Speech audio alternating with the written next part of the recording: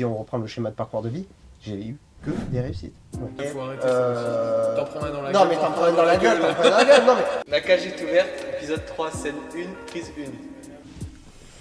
Je m'effondre, littéralement... 3 entrepreneurs, 3 micros, une seule règle, dire la vérité. Swan Zanik, Justin Bagary, Benoît Kless, ils sont entrepreneurs. Et surtout, ils n'ont pas peur d'en parler. Succès, galère, argent, ego, famille. Ici, tout passe au micro. Bienvenue dans La cage est ouverte. Pas un podcast, un cri. La cage est ouverte, épisode 3, scène 1, prise 1. Ça fait toujours son effet. Ouais, ça fait toujours un petit Ça y est, peu- c'est parti. Là, quoi. de me mettre à cette place, ça me fait quelque chose. On fera, ça peut être marrant qu'on fasse des exercices d'hypnose et puis qu'on relie ça. Si tu commences à me dire prends-toi pour une poule, non. Non. Ok. Voilà. C'est après ça. C'est après. Si tu peux présenter Maison Rénov et après te présenter. Mais bien sûr, avec plaisir. Maison Rénov, qu'est-ce que c'est? Entreprise de rénovation dans le bâtiment, tout corps d'État. J'aime bien, on a un slogan, hein, c'est un seul interlocuteur, une seule facture pour tous vos travaux. Maison Rénov, comme je le conçois aujourd'hui, j'aime bien l'identifier à une conciergerie de la rénovation. Pourquoi? Parce que quand on dit conciergerie, tout de suite ça évoque la prise en main de tout, ça évoque s'occuper de tout un projet. Parce que le bâtiment, c'est particulier. Le bâtiment, j'en parlerai, ça fait des années que j'y suis. Moi-même, je suis la 3e génération dans le bâtiment. Et je voulais pas reproduire ce que tout le monde fait. JB maçonnerie, Justin Bagary maçonnerie, ou Justin Bagary tout corps d'État. Je voulais pas communiquer de cette manière-là. Je voulais pas communiquer comme ça. Je voulais que Maison Rénov soit une entité à part et que les gens comprennent que ce qu'on fait, on est un peu les seuls à le faire. Ce qui s'est passé quand on a créé Maison Rénov, c'est que j'ai pris un petit peu tous les mauvais points, tous les points qui se soulèvent lorsqu'on est en rendez-vous ou quand on parle un petit peu aux personnes qui nous disent « Ah, j'ai fait des travaux, j'ai fait ci, mais il s'est passé ça, il s'est passé ça. » Qu'est-ce qu'on remarque souvent? Les délais. Okay, les délais, c'est « Ah, il devait mettre 2 mois pour finir, il a mis 1 an, il répondait plus, c'était compliqué, wow, difficile de l'avoir, c'était un vrai casse-tête, en plus de mon travail, wow, à gérer c'était horrible, et j'enlève ceux qui au milieu déposent bilan. » Okay. Donc moi j'ai mis des délais sur mon contrat que j'ai avec les clients, avec des pénalités de retard, qui pour moi sont un sujet extrêmement sensible chez les gens. Et souvent, les premières questions qu'on me pose, c'est « Ok, et si vous devriez estimer le temps que vous mettrez pour la rénovation ?» Donc bon, j'ai mis ça en place. Deuxième objection, si on peut dire ça comme ça, qui arrive, c'était le prix. Quand on fait une rénovation, le prix, c'est, il m'a dit, bon, j'en ai à peu près pour 10 000 €, et puis souvent, hein, c'est les dires des clients, hein. En fait, j'en avais pour 15, pour 17, pour 18, pour 20, mais pourquoi? Parce qu'en fait, simplement, c'est des devis que les artisans font. Il y en a, ils font très bien, attention, hein, mais on entend toujours les mauvaises histoires en général et pas les bonnes. Plus que les bonnes.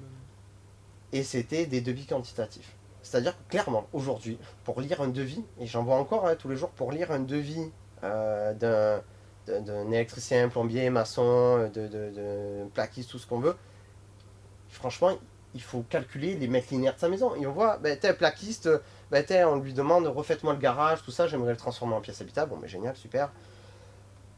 Lui, il facture 40 mètres carrés de doublage placo en 120 plus 10 en GR32 en laine de verre. Oh, putain. Le mec, il dit ça, il dit ok, bon, ok. Et en fait, le maçon, ce qu'il n'a pas vu, c'est que c'est pas 40 mètres carrés qu'il y a. En fait, c'est 70. Parce qu'il a mal calculé. Parce que la hauteur, c'est un rampant, vous voyez. Et puis finalement, il n'y a pas de 50 de hauteur, il y a de 70, de 83 mètres. Il a mal calculé son coût. Sauf que le client, quand il signe un devis quantitatif. Il signe 40 mètres carrés de placo. Et s'il y en a 70, il faut payer. Il signe pas une solution, il signe un quantitatif. Un quantitatif, sauf que pour le vérifier quand t'es particulier, ce quantitatif, Ouais. tu fais comment? T'es pas spécialiste du Surtout bâtiment, quand tu fais faire, souvent, c'est que... c'est que t'as pas envie de t'en occuper, t'as pas envie de gérer. Et donc du coup, j'ai pris ça, je me suis dit, ok, quand je réalise des devis, j'essaye de les faire les plus simples et les plus limpides possibles. Ok, pour que les gens puissent déjà comprendre ce que j'écris. Et en plus de ça, dans le contrat que je rédige, qui a été fait par une association qui est en lien aussi avec la Fédération française du bâtiment, qui s'appelle Thermorénov, dans laquelle c'est une sorte de syndicat de rénovateurs, rénovation constructeurs, qui m'a aussi apporté les grandes lignes du contrat. Et il y a un prix ferme et définitif.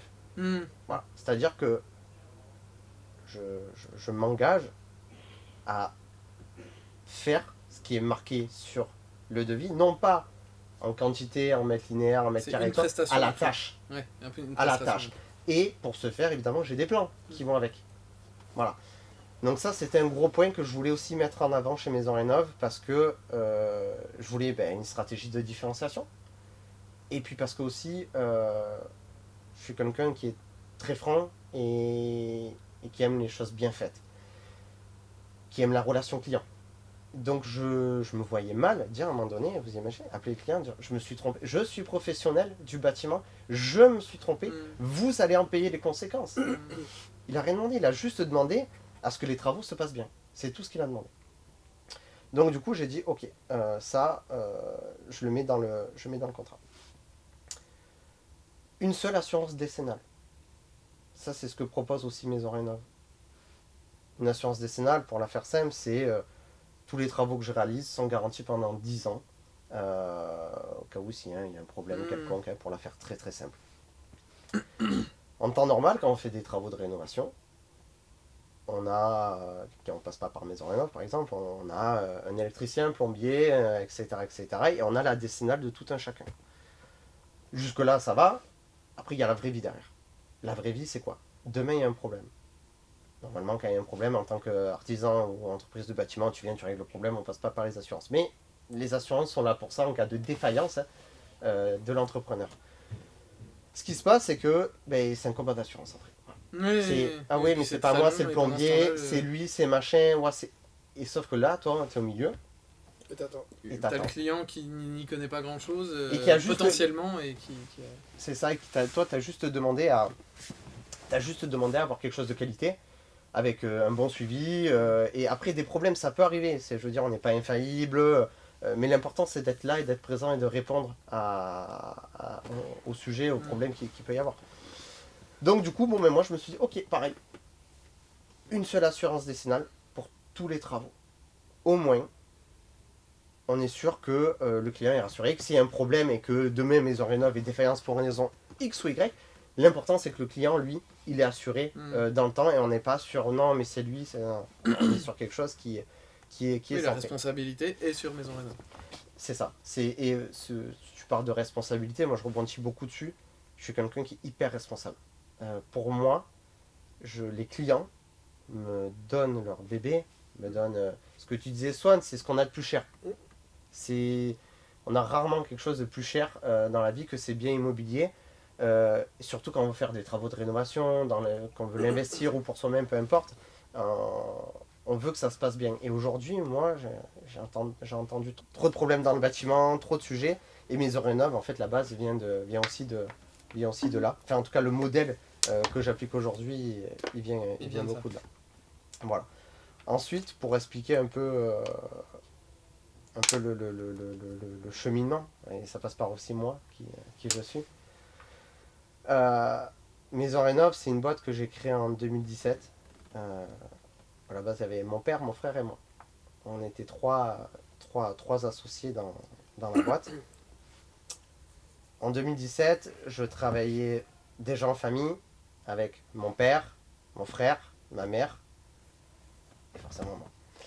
On n'est pas plus dans la famille, on est deux frères, et c'est tout, il n'y a pas tout le monde. Et l'idée de Maison Rénov, parce qu'on était constructeur de maisons individuelles. Okay, donc c'est CMI, c'est pour ceux qui connaissent. Et on a un peu appliqué le modèle du constructeur de maisons individuelles à quelques variantes près, ça c'est ma touche perso, au modèle maison rénov. Et l'histoire est toute bête. On a la boîte de construction de maisons individuelles que mes parents avaient. Elle datait de 2020. De 2020, ouais, 2002. Et en 2017, enfin en 2016 par là, on a une de nos premières clientes qui vient et qui nous dit j'aimerais agrandir ma maison, j'aimerais faire quelques travaux pour modifier ce qu'on avait fait à l'époque. Vous aviez construit sa maison? Ouais, on avait construit sa baraque. Ouais. Et puis, quand tu es constructeur de maison individuelle, c'est un code un peu particulier. Tu dois te cantonner à la construction de maison individuelle. Okay, tu as un contrat régie, c'est comme ça. Tu peux pas faire autrement. Du coup, on s'est dit, bon, on va créer une autre structure qui s'appelle Maison Rénov. Et pour faire l'extension de cette personne-là. Et il s'avère que c'est une société qui a super bien mordu. Parce qu'on a eu des demandes, parce qu'on était en fait un des seuls à appliquer un modèle de maison individuelle sur de la rénovation, avec un contrat aussi régi avec du prix fermé définitif, avec des scènes que je disais, etc. Voilà. Donc le modèle en fait maison rénov, il vient, maison rénov a été créé là, et ensuite le modèle on l'a peaufiné, et je le peaufine encore aujourd'hui parce que voilà, je suis énormément à l'écoute de mes clients, de ce qu'ils veulent, du marché. Et comme je disais, moi, l'expérience client, c'est quelque chose qui est pour moi autant important que le rendu final de ma rénovation. Comment le client vit son chantier pendant toute la durée du chantier, parce que c'est des chantiers qui peuvent durer quasiment jusqu'à 1 an. Et comment ils vivent cette expérience-là quand ils viennent sur le chantier, quand on dialogue ensemble. Et vraiment, c'est quelque chose, j'y mets un point d'honneur. J'y mets vraiment un point d'honneur parce que j'aimerais que ça soit comme ça pour moi aussi. Voilà. Je me conçois pas donner des budgets qui sont conséquents, et peu importe la somme. Hein. Enfin, en tout cas, les personnes qui te donnent le budget, que ça soit 20 000, 30 000, 100 000, 200 ou 400 000, c'est des sommes qui sont quand même conséquentes pour la personne. On se doit de respecter ça. On se doit de respecter cet engagement et cette confiance qu'ils ont eu avec nous. Et pour moi, ça, c'est vraiment quelque chose qui est hyper important. Et Justin dans tout ça, Justin Bagary, qui est-il? Qui je suis? Oh, c'est super. Je suis Batman. Je suis Batman. Voilà, c'est bon, tout est dit. C'est bon. Voilà, coupé. C'est bon, allez, on peut remballer. Qui je suis? Justin Bagary, j'ai bientôt 30 ans. D'ailleurs, le médecin me l'a dit il n'y a pas longtemps, j'ai fait tout un check-up, ça m'a fait bizarre d'être vieux comme ça. Mais vous êtes déjà super vieux, vous connaissez.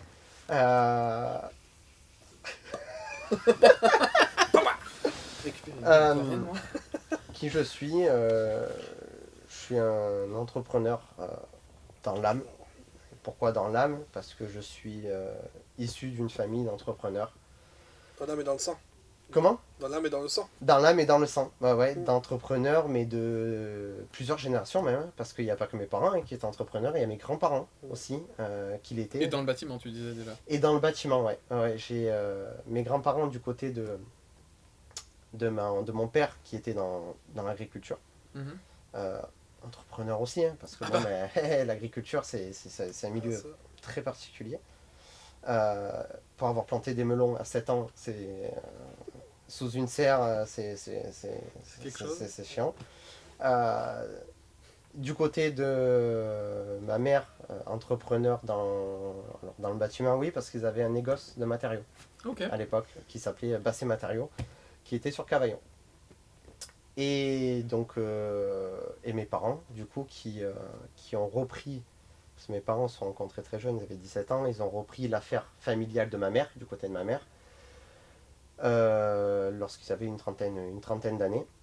Ils se sont franchisés à l'époque Big Mat, toujours marchand de matériaux, toujours. Et ensuite, ils ont créé la société de maisons individuelles en 2002, dans laquelle je les ai rejoints en 2013 ou 2014. Par là, oui, j'ai eu le permis en 2014, donc c'est ça. Il l'a perdu en 2015. 2017. 2017, je dirais pas pourquoi. Non, bah non on se doute, hein. Voilà. Donc ouais, issu d'une famille d'entrepreneurs. Et j'ai été éduqué un peu... mon père, ancien paysan, forcément. Une éducation, mon frère pour en parler aussi, très stricte. Très stricte. Mais moi, je me souviens beaucoup des repas. C'était vraiment, chez nous, c'était vraiment très important. Le soir, on était à table, on faisait les repas. Et mes parents avaient une intelligence émotionnelle assez bonne là-dessus parce que moi je me souviens vraiment, c'est à partir de mes 7-8 ans, où je commence un peu à avoir des souvenirs d'interaction, tout ça, où ils parlaient vraiment business. Le soir, c'était des fois jusqu'à 23h. On restait tous à table et ils discutaient business. Et moi, du haut de mes 7-8 ans, je posais des questions. Et des fois, ils étaient super durs parce qu'ils s'arrêtaient de parler et c'est pas simple, je pense, s'ils travaillent ensemble, forcément. Quand tu t'arrêtes de discuter pour répondre à ton fils de 8 ans et que tu lui dis, ils me disaient mes parents, eh ben écoute, réfléchis maintenant. Ils m'ont dit maintenant. Hein non, mais ils me disaient, écoute, réfléchis à qu'est-ce qu'on vient de dire. Pourquoi on a dit ça? Qu'est-ce qui nous a amené à cette réflexion-là et pourquoi tu penses. Et ça a été ça pendant toute ma vie, adolescence, avec mon frère aîné, là, 2 ans. Donc j'ai baigné énormément, comme on disait, dans l'âme et dans le sang, dans ce côté entrepreneuriat qui est aujourd'hui une vraie chance. Je sais pas, mais je pense que je serais pas où je suis sans avoir eu toute cette vague j'ai vécu tous les problèmes. Hein.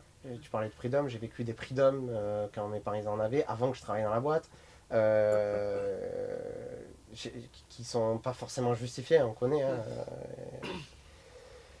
J'ai vécu tout ça et ça aurait pu aussi me dégoûter quand même de l'entrepreneuriat parce que quand tu rentres à la maison, moi aujourd'hui qui ai plus de recul, quand tu rentres à la maison et en plus quand tu travailles avec ta femme, tu parles pas que des bonnes choses et généralement tu résous plus les problèmes en discutant le soir plutôt que de dire l'entrepreneuriat, l'entreprise, il y a là, c'est super, non, tu règles plus les problèmes qu'autre chose.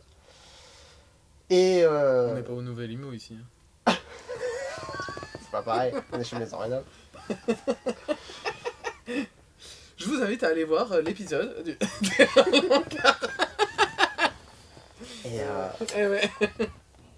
Et du coup voilà, donc moi je baigne là-dedans. Et il m'arrive 17-18 ans. En sachant que moi j'ai fait l'école, j'étais pas le meilleur du monde, l'école c'était pas trop mon fort, j'ai fait un bac pro technicien du bâtiment études économie qui m'a révélé pas mal de choses parce que quand j'étais plus jeune, je suis pas du tout la personne que je suis aujourd'hui, j'étais plus jeune. C'était un carnage, si on peut dire ça comme ça. Aujourd'hui tu te considères comme posé du coup? Je sais pas. Mais en tout cas plus réfléchi, beaucoup plus réfléchi et plus dans l'action aussi. Ça, je me suis révélé sur pas mal de choses là-dessus. J'étais quelqu'un qui, quand il était plus jeune, était plutôt feignant. Alors quand tu es feignant, il y a toujours un côté positif. Tu trouves les solutions pour faire moins et pour que ça aille plus vite. Du coup, j'ai délégué pas mal de choses. Et puis, il y a des choses que je faisais pas. Mais, je sais pas, à un moment donné, je grandis et donc je viens à prendre ce bac pro où j'ai étudié l'architecture, les calculs de descente de charge, tout ça, c'était hyper intéressant. J'aime beaucoup les chiffres, les maths, c'est ce que je préfère. Et puis, mais ça va, ça me passionne, tout ça, incroyable, Justin, premier de sa classe, et délégué, improbable. Ça m'étonne, moi. Voilà, ouais, moi à l'époque, quand même, j'étais là, chaud. Et on parlait du syndrome de l'imposteur, peut-être il y a de ça aussi. Hein. Tu sais, quand tu te dis je suis pas bon à l'école, t'es pas bon à l'école. Et quand tu vois que t'as un petit peu des facilités parce que ça te plaît en fait au final, et que tu te dis il me manquait juste quelque chose qui me plaisait, et pas m'asseoir le cul sur une chaise pendant 7 heures en train de bouffer un corpus de français qui. Comment? La prof était peut-être sympa aussi. Ouais, peut-être aussi. Bac pro dans le bâtiment, je suis pas sûr. Non. C'est pas joli ça. Voilà. Non mais je veux dire, il y avait peut-être plus d'hommes. Ouais. Ah oui, C'était... Ouais. Je pense que tu avais plus des profs de 50 ans avec des mains de maçon. Et... Oui, c'était un peu ça. Ouais, c'était un peu plus ça. C'est Il n'y avait pas trop de profs femmes. Non, c'est dommage. Donc je fais ça et Ensuite, je viens à travailler en alternance. C'est là où j'ai rencontré notre cher ami Swan en BTS alternance, profession immobilière. Je spoil tout de suite que j'ai le platement loupé. C'est-à-dire que venir à l'épreuve d'anglais en sachant que je suis bilingue sans dictionnaire, c'est quand même... non, il y avait mais j'avais une belle excuse. C'est que je m'épanouissais énormément dans ce que je faisais. Et donc du coup, dans l'alternance, c'est là où j'ai commencé mon métier de commercial dans la maison individuelle. Que j'ai gardé 8 ans, exactement. Donc en parallèle, j'ai fait des choses. En parallèle, j'ai créé Maison Rénov en 2017. Mais en même temps que Maison Rénov en 2017, j'étais aussi commercial dans la maison individuelle, où clairement je me suis trouvé une vocation. J'avais un père qui avait des objectifs aujourd'hui, je lui dis putain, il était fou, complètement lunaire le mec. Le mec il te double tes objectifs tous les ans, quand même, c'est abusé.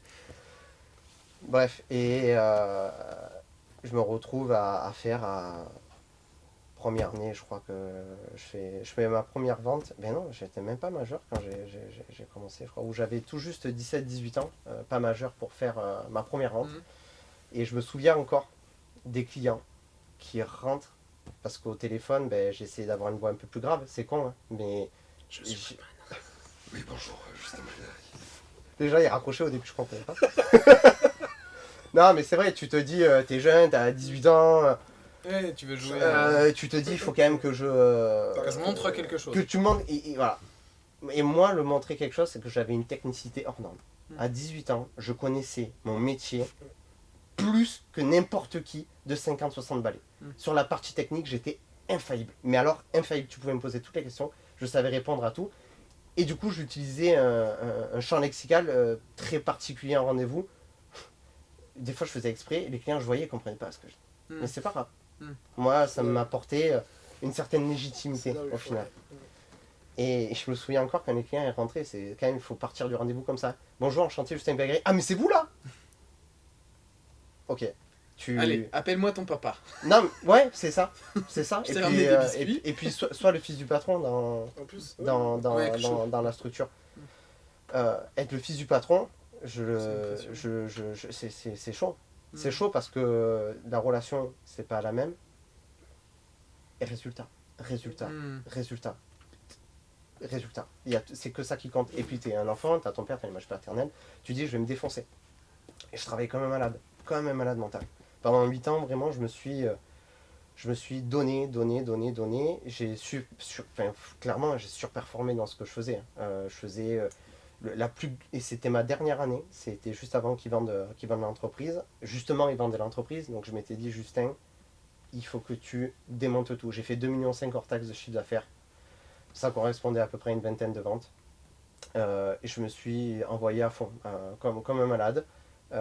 Et c'est mon record. Voilà, ça, c'est mon record de vente. Ça, c'est sur la partie maison individuelle, commerciale, etc. En 2017, création Maison Rénov. 2018, nous vient l'idée avec mon père aussi, parce que je travaillais toujours en famille aussi. Et là, on était vraiment que mon père et moi sur d'ouvrir une agence immobilière. On se dit, on a la construction de maison, on a la rénovation. Ok, nouveau challenge. On voit un modèle économique américain qui nous convient, on se dit waouh, c'est vraiment bien, c'est génial. Go, on fait un premier rendez-vous à Stanis. Il nous présente le modèle économique, business model et tout machin. On se dit voilà, super, génial et tout. Feu. 2018, on se dit ok, feu. On en discute tout ça, droit d'entrée de la franchise, 60 000 € hors taxe. On prend, on se dit allez, on paye. Là arrive le moment très drôle que on voulait faire une VAE. Quand je dis on, je parle de mon père, hein, notamment, faire une VAE, validation d'acquis d'expérience, parce que pour ouvrir une agence immobilière, tu le sais Swan, il faut une carte T au minima hein, pour faire la transaction, pour pouvoir ouvrir une agence immobilière. Moi ayant brillamment échoué précédemment mon BTS et m'étant dit qu'est-ce que tu veux ouvrir une agence immobilière plus tard, Je me retrouve à... Enfin, mon père se retrouve à vouloir faire une BAE. Et là, on dit, écoutez, messieurs, enfin, parce que mon père et ma mère, un des deux, on s'était dit, bon voilà, marche pas. Marche pas quoi, à peine. La construction de maisons individuelles, ça marche pas dans la validation d'acquis d'expérience pour avoir une carte de transaction. On avait payé déjà la franchise. On se dit, bon ben allez, moi je me dis, bon écoute, allez. On refait. On retourne à l'étude, on retourne aux études et tout, et avec mon boulot à côté, hein. C'est-à-dire que j'étais en alternance du coup, parce que lundi, mardi, l'école, et le reste de la semaine, c'était mercredi, jeudi, vendredi, samedi, dimanche. Du coup, il fallait que je rattrape ces 2 jours. Boulot. Donc je me retrouve du coup à sortir les rames, à y aller. Du coup, forcément, en classe, ouais, ça se passe super bien, évidemment. Tu sais pourquoi tu es là, et quand tu as une vision différente de la chose, quand tu as ta vision, tu réfléchis pas. Donc ça se passe tout ça. Donc ça, on prend la franchise 2018. Moi, je m'inscris à l'école en septembre 2019. Qu'est-ce qu'il arrive en mars 2020 ? Covid. Kaoum. Covid-19. Bon, ok. Moi, ça se passait très bien en cours, nickel. Covid-19, parce qu'avant ça, moi je m'inscris à l'école, tout ça. Et en 2019, pendant ce temps-là où on était en train d'ouvrir l'agence immobilière, je repassais mon diplôme, tout ça, la vente de la société de construction de maisons individuelles. C'était l'opportunité aussi de la vendre. Et puis en même temps, ça nous arrangeait bien parce que maison rénov, la construction de maisons, l'agence immobilière, ça fait beaucoup. Ça faisait beaucoup à se répartir, surtout que c'était une création d'agence immobilière qui demandait beaucoup de fonds. On parlerait tout à l'heure. Donc, il se passe ça, machin, Covid-19, j'ai mon diplôme, ok, parce que je passe pas d'examen. C'est pour ça que je me suis toujours demandé comment tu avais fait pour avoir. Voilà. Je comprends mieux. Voilà. C'est super chiant d'aller en Chine, prendre le virus, ramener en Chine. C'est chaud. Ouais. Pas facile, mais j'y suis arrivé. Pas simple, mais j'y suis arrivé. Non, mais du coup, voilà. Donc, il se passe ça. J'ai mon diplôme, tout ça. Se passe la préouverture de l'agence IMO en juin 2020. Donc, la préouverture, c'est quoi ? C'est un modèle économique où il fallait qu'on soit une trentaine d'agents immobiliers au sein de la structure pour que la franchise nous débloque en fait, voilà, pour que nous appuie le bouton valide. On est une trentaine d'agents, on ouvre c'était le 12 octobre 2020, le 11 ou le 12 octobre 2020, et là, une trentaine d'agents, et il faut savoir que moi, quand j'ai ouvert cette agence IMO, j'ai fait un business plan de malade mental, une étude de marché de psychopathe. Ça m'a pris, pendant les études aussi, hein, parce que je fais ça à côté, machin, ça m'a pris au moins 6 mois à faire, voilà, pas tous les jours évidemment, mais ça m'a pris 6 mois à faire ça, donc des chiffres précis, tout ça, et j'étais parti sur une donnée, qui est quand même aujourd'hui la plus importante, c'est un ratio de vente par commerciaux, en sachant que c'est des commerciaux indépendants. Moi, je suis parti sur... Je me dis, ok, Justin, toi, tu fais une vingtaine de ventes. Suffit que chaque agent au sein de l'agence fasse 10% de ce que moi je fais, c'est-à-dire 2 ventes par an, en moyenne.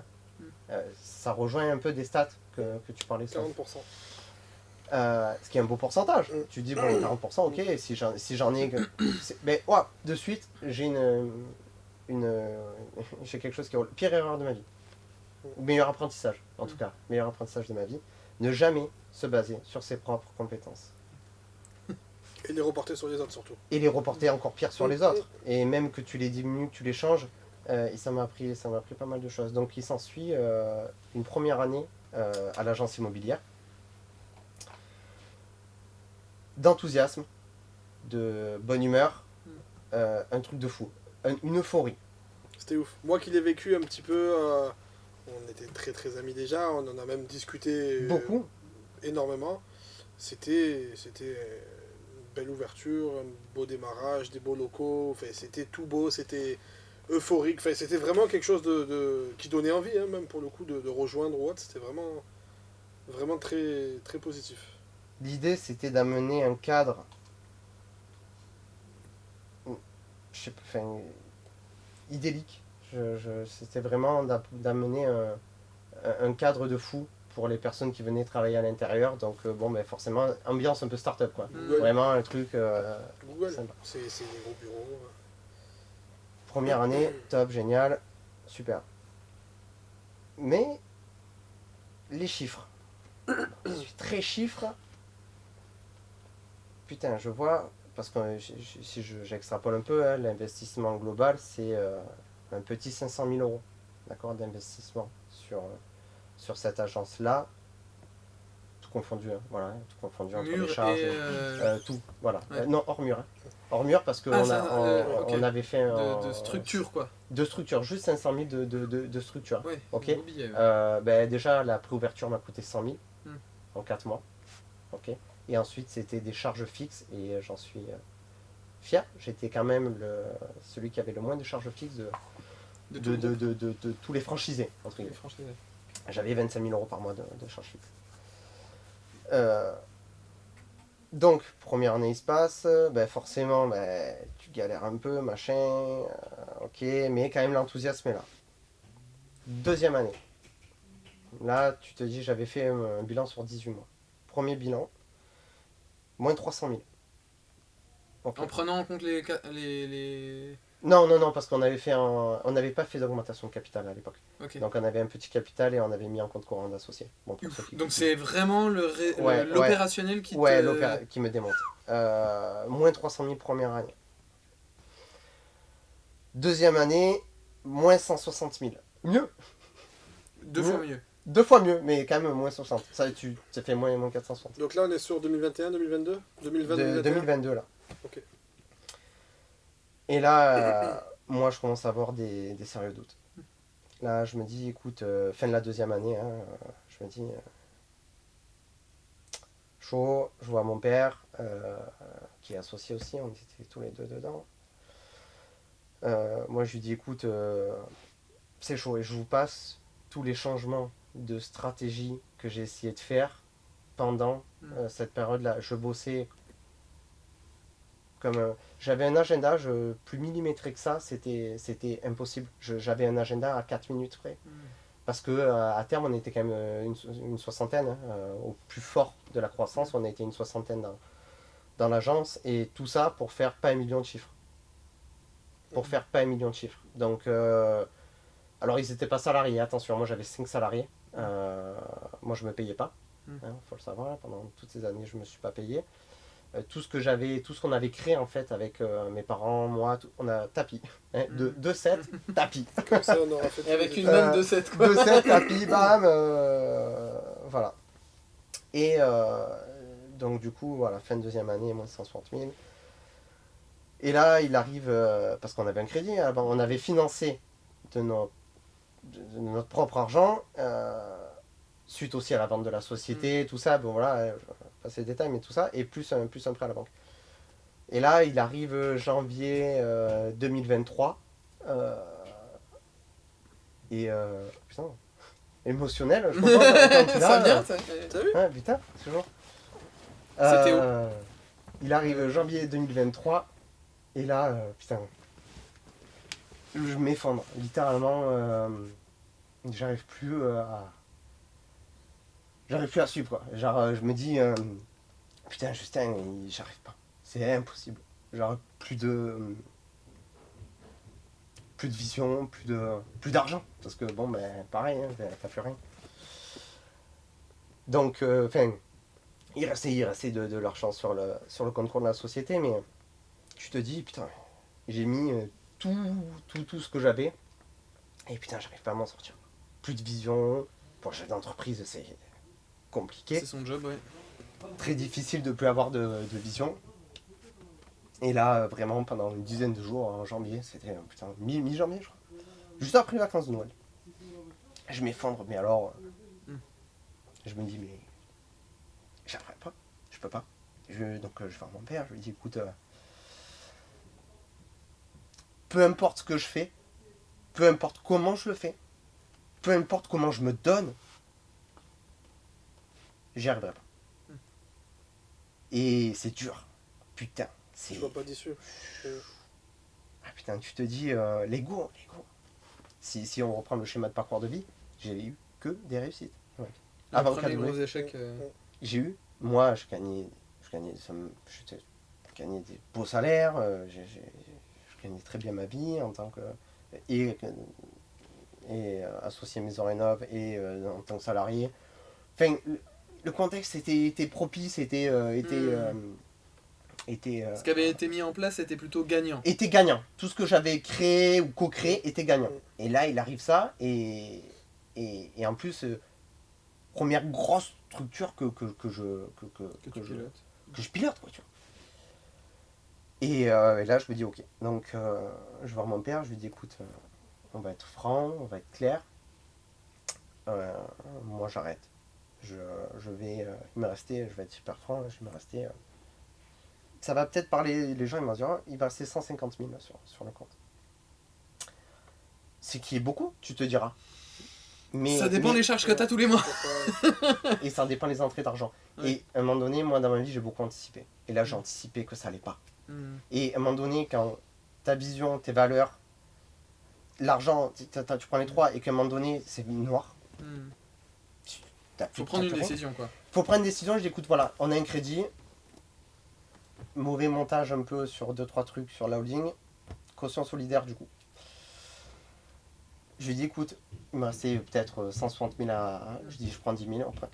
Je solde le crédit. J'arrête, je dépasse bien. Mon père, il part dans une phase différente. Il dit, écoute, non, on va essayer de vendre. Ok, je dis, ok, ça va et tout. Pas con non plus.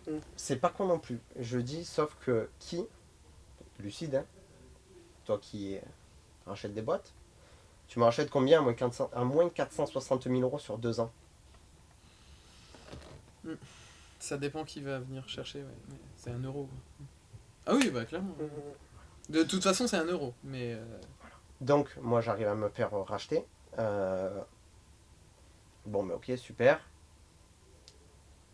1 an entre le moment où on signe le compromis. Enfin, pas tout à fait. On a signé le compromis en mars. Donc, moi, il se passe tout ça en janvier 2023, mars 2023. On signe le compromis et janvier 2024, on signe l'acte définitif. Ok, donc c'était super long. C'est pas compliqué. Moi, je suis arrivé à la fin. Il restait 3000 balles sur le compte ou 2000 balles. Voilà. Fini.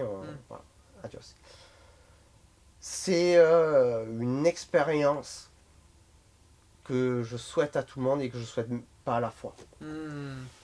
Ce que j'en retiens le plus, parce que on parlait d'ambiance startup, tout ça, et moi, parce que quand on a signé la franchise, j'avais 21 ans. Je suis pas super vieux, mais j'étais encore moins vieux, quoi. J'étais vraiment tout jeune. Et puis va gérer de haut de tes 21 ans, 5 salariés, cadres, 60 bonhommes, 22, 23 ans, enfin après, peu importe. Mais... Et moi, j'étais parti dans un postulat où, bon, écoute, et c'était ma vision. Et puis alors, tu sais, toujours pareil, quand tu as persuadé ton truc et que tu te tapes dans un mur, tu réfléchis, que les gens, les salariés qui m'entouraient, je voulais une équipe sans hiérarchie.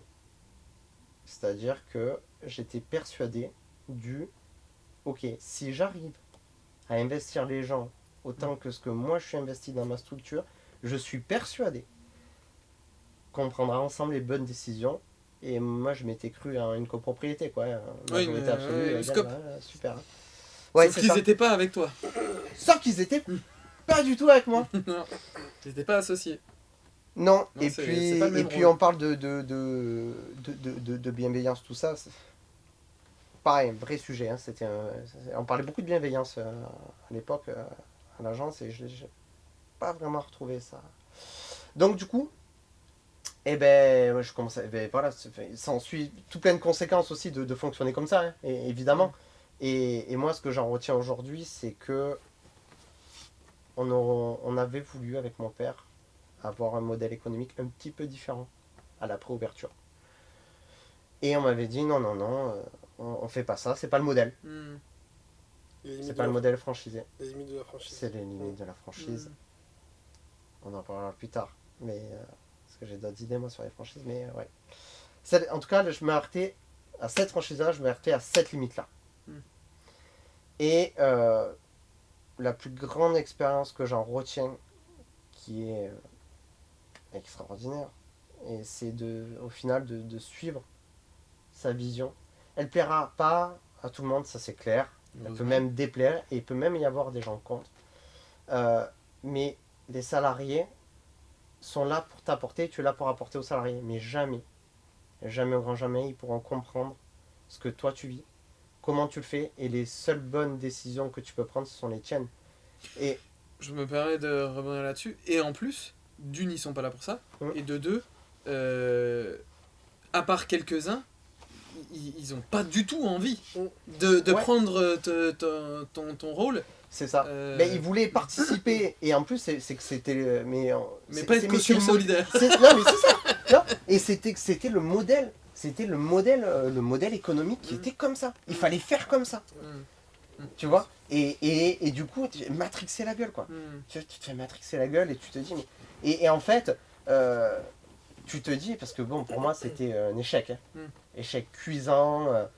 Tu le transformes en expérience comme tu veux, mais en tout cas, sur papier... Ouais, faut arrêter ça aussi. T'en prends un dans la non, gueule. mais t'en prends un dans la gueule, t'en prends un dans la gueule. Non, mais on va Oui, être... t'as eu des leçons. Ce que tu veux, mais... T'en as pris une bonne. J'ai pris 3 claques et j'ai pris 20 ans. Je vends l'agence immobilière le 31 janvier 2024. Je reprends les rênes de Maison Rénov en mars 2024. Que tu avais... La boîte avait été mise en sommeil ou comment cette période... Non. Si tu veux, dans la répartition des tâches, à l'époque, moi je m'occupais de l'agence immobilière et mon père s'occupait de Maison Rénov. Après, voilà, Maison Rénov, on l'avait mis, pas en stand-by, mais Elle presque, vivotait, quoi. elle vivotait, il n'y a pas énormément de charges fixes dessus, elle était là, elle est présente, il y avait quand même pas mal de trésorerie dessus, donc du coup, enfin pas mal.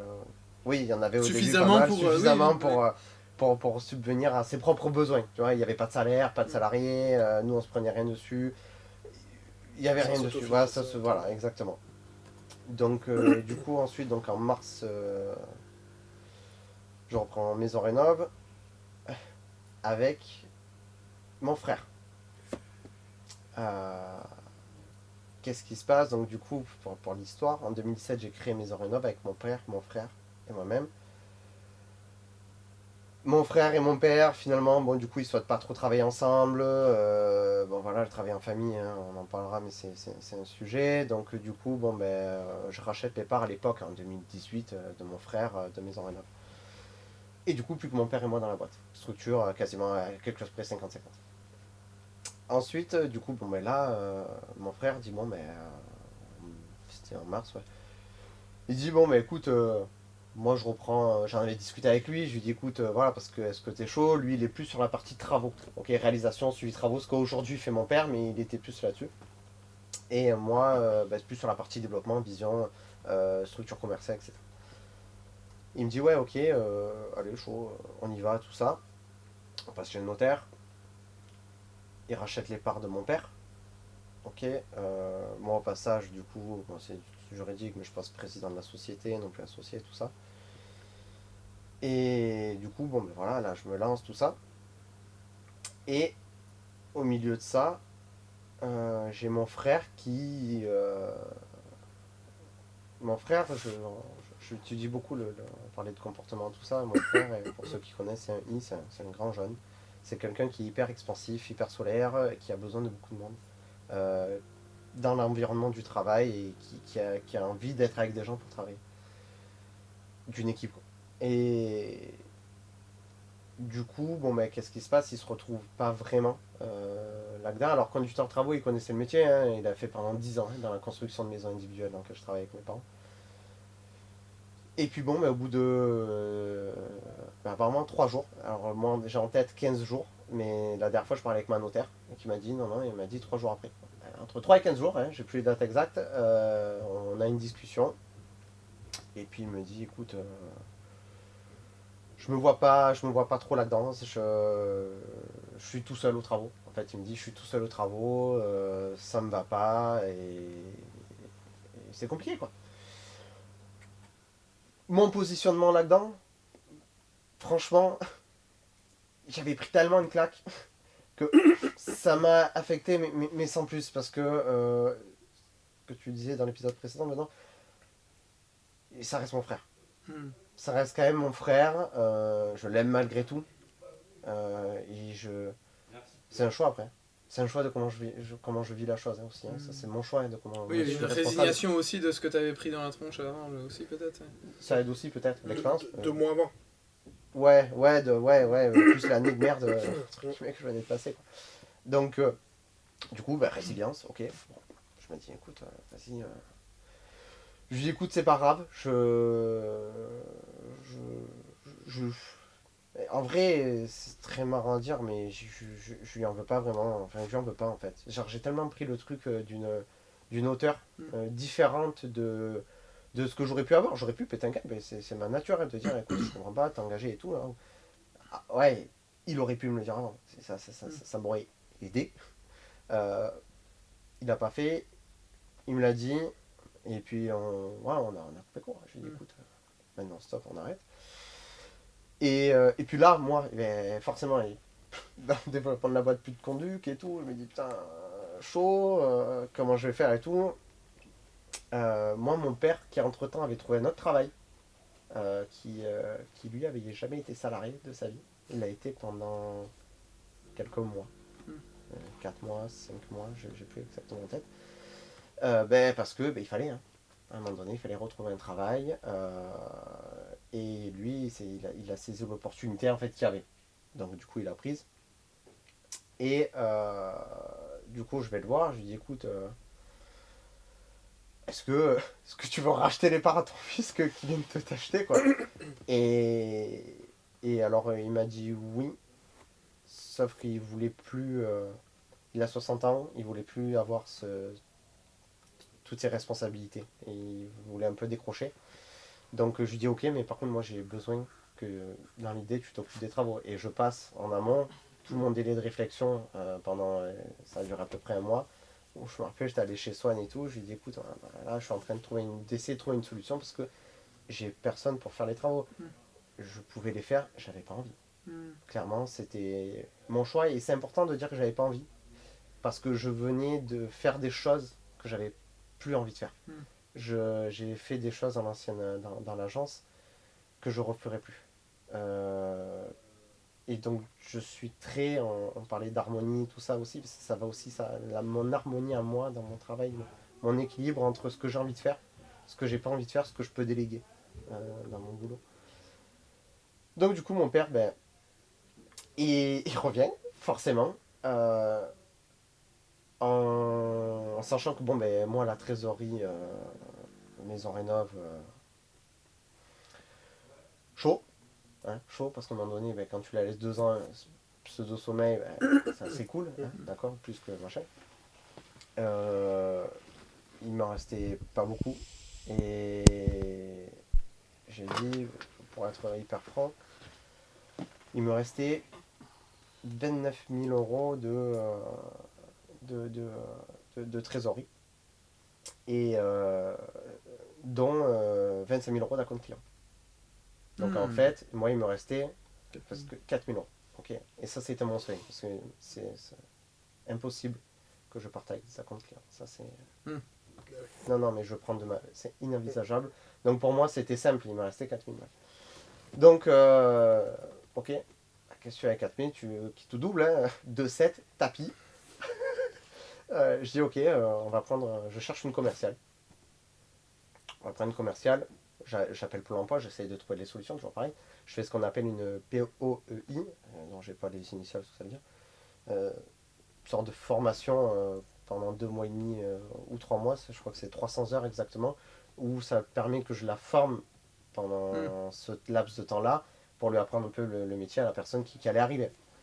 Donc, et c'est Pôle emploi en fait qui l'a payé une partie, et moi une autre partie, mais en même temps j'étais aussi rémunéré en tant que formateur, 5 euros de l'heure. Donc, du coup ce système-là, que je refais enfin en tout cas que je vais refaire aussi pour le développement notamment sur X, on en parlait, qui m'a permis aussi de dire ok je peux embrayer parce que il fallait que je fasse l'avance ça me coûtait je crois 750 € par mois sur la différence tout ça parce que les chargés d'affaires quand ils viennent ils sont payés au SMIC plus comme et du coup je dis ok ben on va faire donc je me suis mis à prospecter les agences immobilières à développer aussi, à creuser mon modèle aussi, maison rénov, parce que c'est important. Ce que je disais tout à l'heure, c'est que j'avais une grosse base de maison rénov, et ça m'a permis encore de... Tous les critères, je les avais déjà, mais de les structurer, de les mettre en place dans une politique commerciale aussi, d'expliquer qui on est, comment on fonctionne, notre histoire.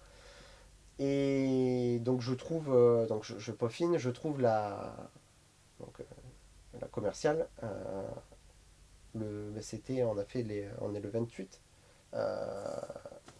C'était hier, c'est 1 an dans la boîte commerciale. Donc elle est rentrée le 27 mai 2024 au sein de la structure. 1 an qu'elle te supporte alors. Et 1 an qu'elle me supporte. Ouais, alors c'est marrant, elle m'a dit ça, mais j'ai dit vice versa quand même. Une personne pas du tout issue du bâtiment. Qui a un lien à l'immobilier et qui travaillait dans un gros groupe, pour pas nommer Solo G9 en Ile-de-France. Elle vient et puis là, je l'accompagne partout, je la forme, on discute, on échange. On fonce. J'ai eu la chance et l'opportunité de tomber sur quelqu'un de bien. Et je dis ça parce que c'est important, parce que là où je viens de l'agence, j'avais pas retrouvé ça. J'avais perdu beaucoup confiance en l'humain, aux gens.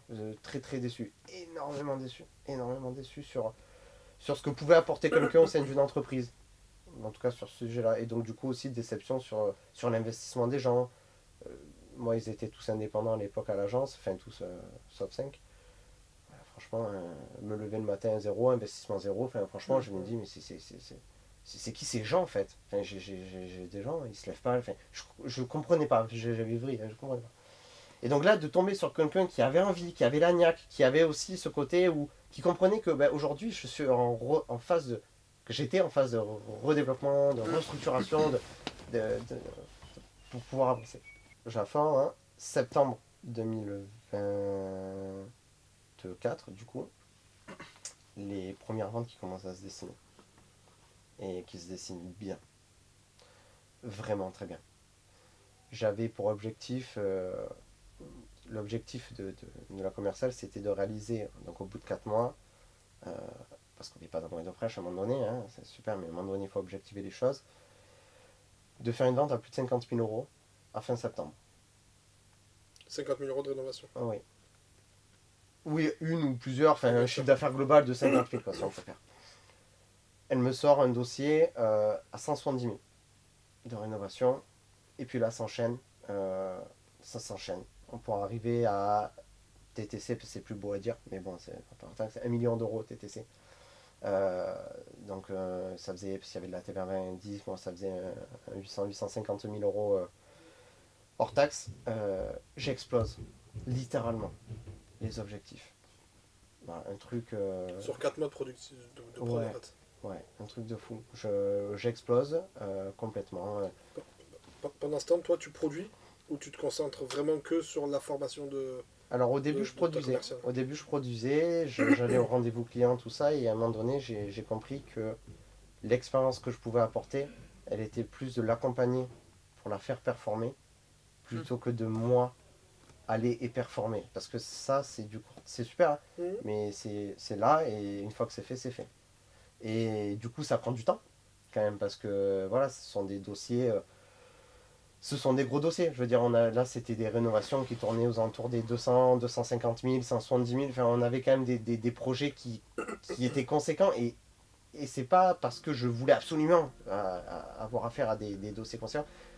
C'est juste que ma façon de voir les choses, c'est une conséquence. C'est la conséquence du modèle économique et du business model que dis-le. Il a fait quoi? Il a baillé. J'essaie de le cacher, tu vois. Et donc voilà, c'est une conséquence du... Parle de toi. Ok.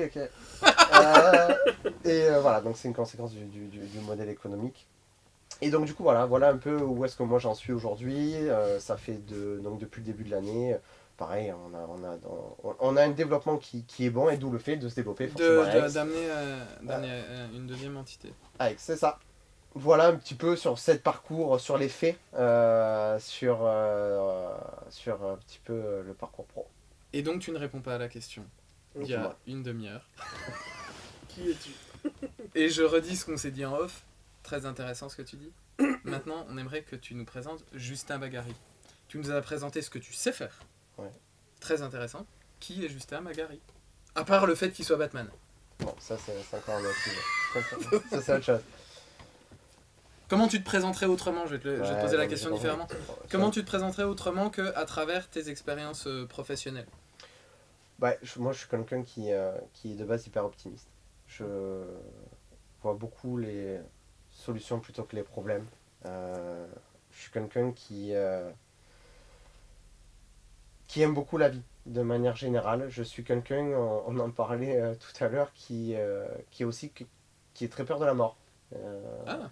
C'est très marrant. Pourquoi je pas trop de mots dessus, mais Il va faire du sport extrêmement. Ça. Ouais. Après j'ai fait. Mais bizarrement, quand j'ai fait mon saut en parachute, tu vois, ça va pas. Ouais, mais c'est pas toi qui maîtrise. Non, quand c'est toi qui maîtrise, c'est différent. C'est pour ça aussi que j'ai très peur de l'avion. Ouais, j'ai très peur de l'avion. J'ai vachement de mal à. C'est ce côté maîtrise. J'ai vachement de mal à laisser les commandes à quelqu'un d'autre diriger ce que moi j'ai envie de diriger. Ouais, c'est très. Il y a beaucoup d'ego là-dedans. Énormément d'ego. Voilà, moi je suis quelqu'un qui. Un truc que par exemple j'ai jamais compris, c'est pourquoi la malhonnêteté. Tu vois, ça c'est quelque chose que j'ai jamais compris, pourquoi les gens ils étaient malhonnêtes. Pourquoi? Parce que je suis moi-même quelqu'un qui, je dirais peut-être pas un livre ouvert, mais qui dit les choses, qui dévoile les choses beaucoup. J'ai ce côté, ce mot bienveillance, il me sort des yeux maintenant. C'est un mot valise, hein, on y met ce qu'on veut. Ouais, on y met ce qu'on veut et il me sort des yeux ce truc-là. Mais par contre, voilà, je suis quelqu'un de sincère, d'hyper honnête, d'hyper transparent, et j'entends souvent la même chose des gens, et quand les gens ne le sont pas, j'ai vachement de mal à comprendre ça. Et depuis petit, je me dis, mais pourquoi et ça revient aussi un peu au commerce, et c'est aussi, je pense, pourquoi j'ai bien réussi commercialement, parce que je suis quelqu'un qui est très franc, qui dit beaucoup les choses avec beaucoup de sincérité, énormément de sincérité. Et ça, c'est vraiment ce qui aussi me caractérise, ce que dirait la commerciale, on en discutait pas plus tard qu'hier aussi, c'est que je lui avais dit lors de l'entretien, je lui ai dit, écoutez, moi je suis quelqu'un qui est hyper exigeant. Je laisse le droit à l'erreur de ouf. J'ai pas de problème là-dessus, tu le vas faire une fois, mais par contre tu peux pas le faire deux fois. Une fois c'est une erreur, deux fois c'est une connerie, quoi. Voilà, c'est à un moment donné, voilà. Parce que c'est mon trait de caractère, parce que je suis comme ça, et je suis quelqu'un d'hyper impulsif aussi. Quand j'ai une idée, quand j'ai envie de quelque chose, il faut que je l'ai tout de suite. C'est hyper viscéral chez moi. T'as des exemples? Ouais, j'en ai quelques-uns des exemples. Les voitures. Sans rire. À l'époque, parce que voiture de sport, à l'époque, ce que je disais, on gagnait très bien notre vie, que ce soit mon père, moi, on aimait beaucoup les voitures. Et on avait deux voitures de sport, entre guillemets. Oui, c'est voiture de sport, hein. Il y avait une Mustang et une Alpine. Et à un moment donné, je sais pas, je vrille, je dis putain, je vois sur internet et tout, une McLaren, un truc, porte-papillon. Truc discret. Hyper discret.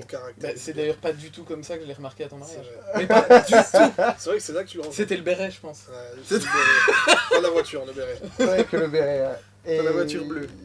C'est ça, c'est la voiture bleue, ouais. Et je sais pas, je dis putain.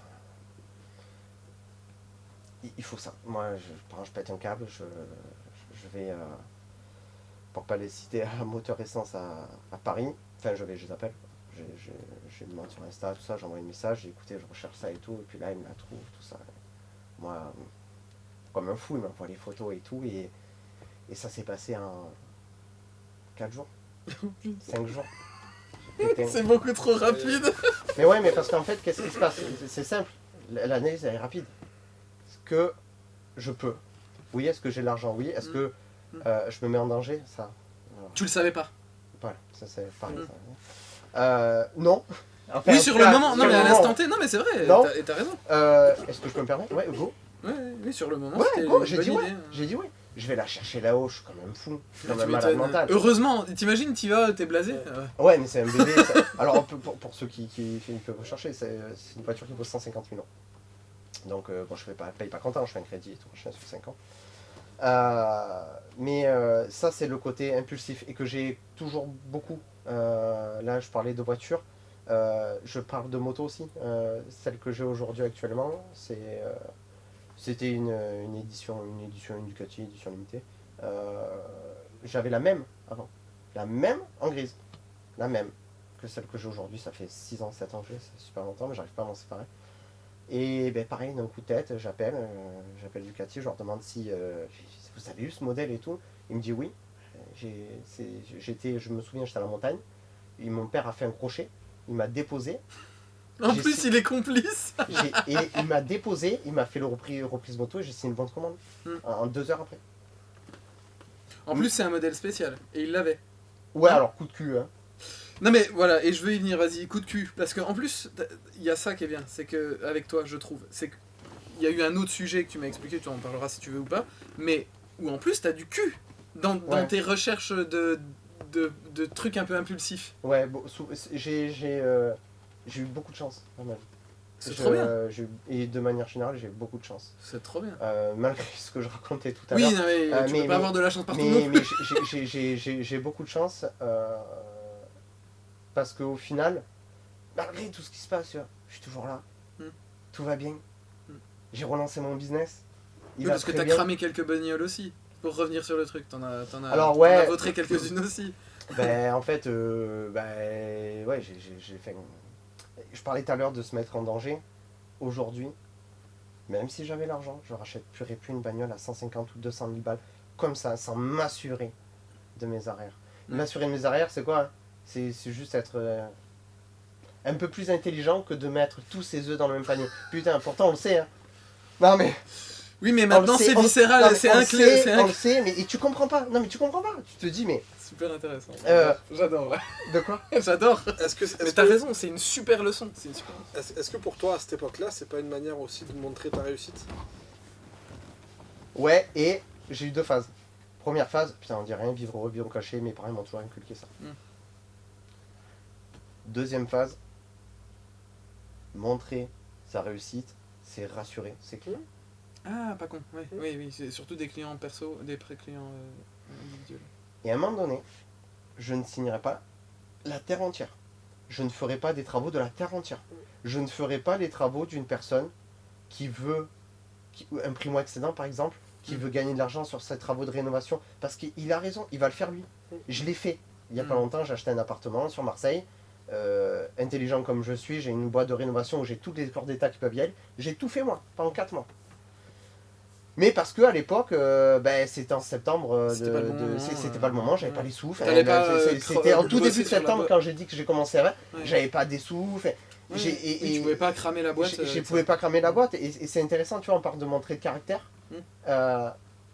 C'est quand c'est à l'époque, j'ai pas eu de sous que j'ai commencé aussi à investir. Je suis allé chercher des sous à la banque que j'avais pas. J'avais fait une banque, j'ai fait des panneaux solaires à la maison pour 14 000 balles. Elle m'a dit, ah mais non monsieur, il faut que votre mère se porte caution. Pardon? Écoute-moi bien ma petite dame. Non mais ma mère se porte caution. Mais oui, c'est sûr, mon revenu fiscal de référence c'est 1 500 €. C'est sûr que ça fait pas rêver.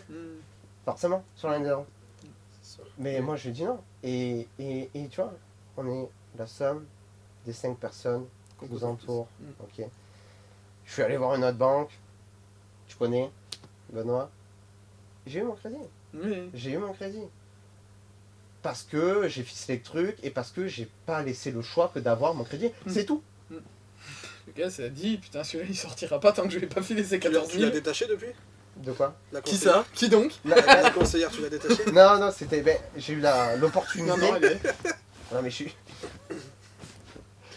eu l'opportunité d'avoir la directrice de la banque. Pourquoi? Parce que ça revient aussi un peu de la chance. Hein.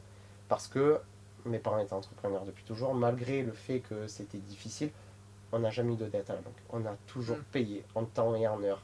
Et on a de dette nulle part, on a toujours payé tout le monde toute notre vie. Donc du coup, j'ai eu cette opportunité-là. J'en ai acheté un et j'en ai acheté un deuxième derrière, parce que le premier avait fonctionné. Et puis après, j'en ai acheté un deuxième. Et c'est là où je dis de ne pas mettre ses œufs dans le même panier, parce qu'aujourd'hui, il faut s'assurer d'avoir des actifs pour pouvoir acheter un passif. Et plusieurs. Enfin, je veux dire, aujourd'hui, ces appartements-là, moi, ça m'apporte du cashback, j'ai des bonnes rentabilités dessus, il y en a un plus que l'autre. Mais je veux dire, derrière, j'ai plusieurs stratégies, plusieurs sources de revenus.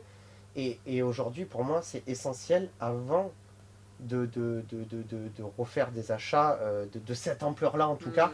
Des achats plaisir en plus. Des achats Ça peut plaisir. devenir un actif. Alors, quand j'ai revendu la voiture, attention, j'ai payé 150, j'ai revendu 147. Ouais. Donc, si tu veux, c'est... Oui. après, t'as les yeux, machin, forcément, ça coûte des sous, mais voilà. Mais... Du coup, manière de fonctionner aussi différente, de plus miser sur un seul cheval et de se dire non, on va avoir une stratégie de diversification, on va ouvrir un peu les œillères. Et pareil, on parlait d'entrepreneuriat, mais tu vois, j'ai été, pour ceux qui nous écoutent, je pense que c'est important aussi parce que, en tout cas, moi, mes parents, ils avaient pas de stratégie de diversification. Moi, mes parents, j'ai une boîte et je la fais fonctionner de fou, un truc de malade mental. Et c'est tout. Ok ? Ils ont fait des investissements à côté, mais c'était des gros investissements. Moi, les appartements que j'ai achetés, c'est du 70, 80 000, 90 000. Ça n'a rien à voir avec des trucs à 500 000 balles, tu vois. Parce que c'est leur fruit de leur vie, machin et tout.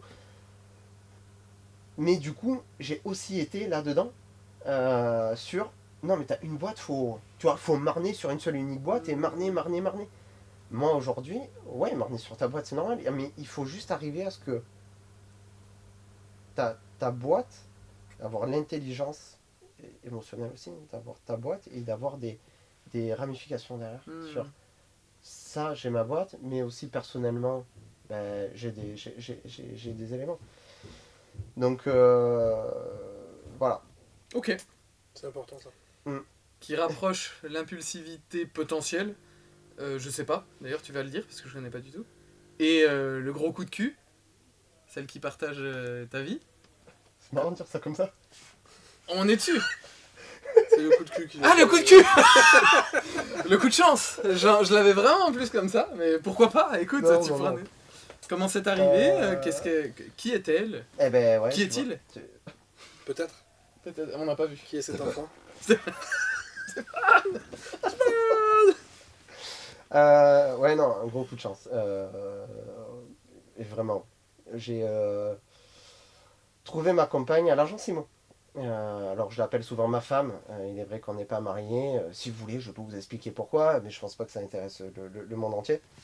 Mais aujourd'hui, avec Laurie, on est ensemble depuis 4 ans et demi, et on s'est connus à l'agence IMO, à l'ouverture, en fait quasiment à l'ouverture de l'agence IMO, connue. Voilà. Et en fait, la petite histoire, c'est que elle était de base, elle est à la base à une agence franchisée à Marseille, dans un pôle neuf qui vendait de la VFA, vente à état futur d'achèvement.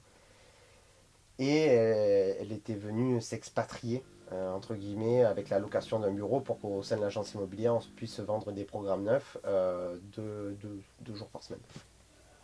Et puis en fait, du coup, on s'est rencontrés. Moi, je venais de me séparer il y a quelque temps, il y a une petite année de de mon ex-compagne. Et moi, c'était au début de l'ouverture de l'agence. Donc, focus. Alors, Oui, business, focus business. Moi, c'est bon. Je me suis séparé. Petit aparté, j'avais perdu 23 kilos aussi. Ça, c'est un sujet aussi. Parce que j'essaye de trouver quelqu'un et tout. J'y arrive pas. Bon, bref, à un moment donné, je passe à autre chose. Je me dis, ok, focus business, tout ça. J'étais enfin bien, mental, physique et tout. C'est en adéquation. Je fonce tout ça. Et Laurie, qui entendra ça, va très bien, elle me fait des appels de phare. Mais alors, Sans mauvais jeu de mots encore. sans jeu de mots, elle me fait des appels de phare. Et elle me demande un ami sur LinkedIn. 2 semaines passent, je n'ai pas vu l'invitation, chut, passe à l'as. Et on discutait quand même un petit peu à l'agence, hein, forcément. On papotait et tout, mais moi, en plus, même au-delà de la personne, elle me plaisait physiquement, je la trouvais très jolie, mais j'avais ailleurs, complètement Ouais, ailleurs. Enfin, t'étais vraiment, focus j'avais sur autre pas ce truc.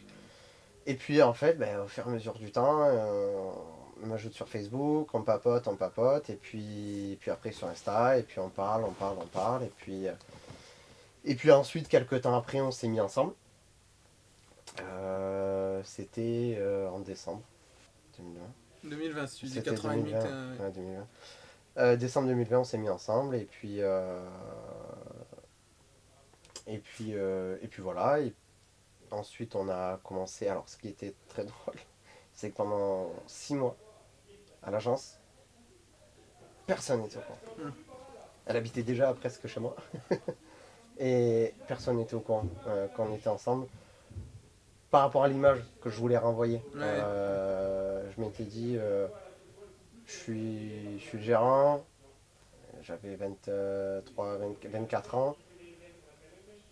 Comment je vais être vu par les gens? C'était la seule, en plus, c'était la seule nana qui avait, elle avait 21 ans, elle, à l'époque, donc elle était aussi beaucoup plus jeune que moi. Tu te dis, comment je vais être perçu, et je veux attendre que vraiment Ouais. ça soit... Bon, ça va, t'avais pas 45 ans non plus, et le 21. Non, mais c'est tu pas vois. ça. C'est que j'étais le seul jeune, il n'y en avait pas de mon âge en fait dans la boîte. Et elle aussi. Ouais. Tu vois, du coup, ça peut être perçu d'une certaine manière, et puis je voulais avoir que ça soit solide. Donc voilà, et aujourd'hui, donc je suis papa, et forcément d'un petit garçon, d'un petit Elliot qui a eu 21 mois, là, le 26, et qui est né le 26 août. Ok, Voilà. et donc un peu de coup de bol aussi. Ouais, parce Dans qu'au cette final, rencontre, c'est c'était la pas plus prévu, belle chose qui me soit arrivée. Et je suis pas... J'ai eu ma séquence émotion tout à l'heure, mais je suis pas quelqu'un... Ce qu'on disait, c'est rare de me voir beaucoup m'exprimer sur mes émotions. Je suis pas quelqu'un qui retransmet énormément. C'est par peur, par crainte, parce que je peux... Parce que j'ai peur peut-être de recevoir, peut-être pas l'équivalent de ce que je donne aussi. Ouais. Elle m'entendra pas souvent le dire, hein. Elle le sait. Mais oui, c'est la plus belle chose qui m'est arrivée depuis, même aujourd'hui. J'ai un merveilleux petit garçon qui est en super bonne santé. J'ai une femme qui m'a appris, parce que pareil, un parcours de vie, chapeau. Elle a fait son premier investissement à 18 ans, elle a acheté le premier appartement, elle en achète encore. Et c'est elle qui m'a aussi mis le pied à l'étrier sur les petits investissements, hein. Pas dire je vais mettre 500 000 sur des investissements à forte rentabilité, pour pas nommer la ville de Marseille. Donc voilà, aujourd'hui c'est au-delà d'être ma conjointe, ma femme, ce qu'on veut, c'est aussi une vraie chef d'entreprise. Souvent elle a du mal à le cracher, ce mot, mais moi je le dis haut et fort que c'est une vraie chef d'entreprise, et qu'elle gère ses business, parce que des appartements c'est un vrai business d'une main de maître. Et j'ai même fait aujourd'hui des opérations. Récemment on a fait une opération de marchand de biens ensemble. D'accord, ok. Voilà, donc qui s'est très bien passé. Et, voilà, elle est hyper à l'aise sur la juridique, administrative, comptabilité. Voilà, c'est quelqu'un que je respecte, qui a fait, moi qui suis pas trop études, j'en rigole souvent beaucoup parce qu'elle a un master 2 en ingénierie de la finance. Putain, Voilà, ouais. oh, c'est beau, et moi j'ai un BTS moi. Eh oui. Ouais, donc voilà. Du coup, par rapport à tout ça, tu parlais de ton petit garçon. Oui. On disait tout à l'heure que tu avais l'entrepreneuriat dans l'âme et dans le sang. Il l'a aussi? Ou il va l'avoir? Je lui ai demandé, il m'a pas répondu. Il t'a pas répondu? Non. Ah, c'est peut-être...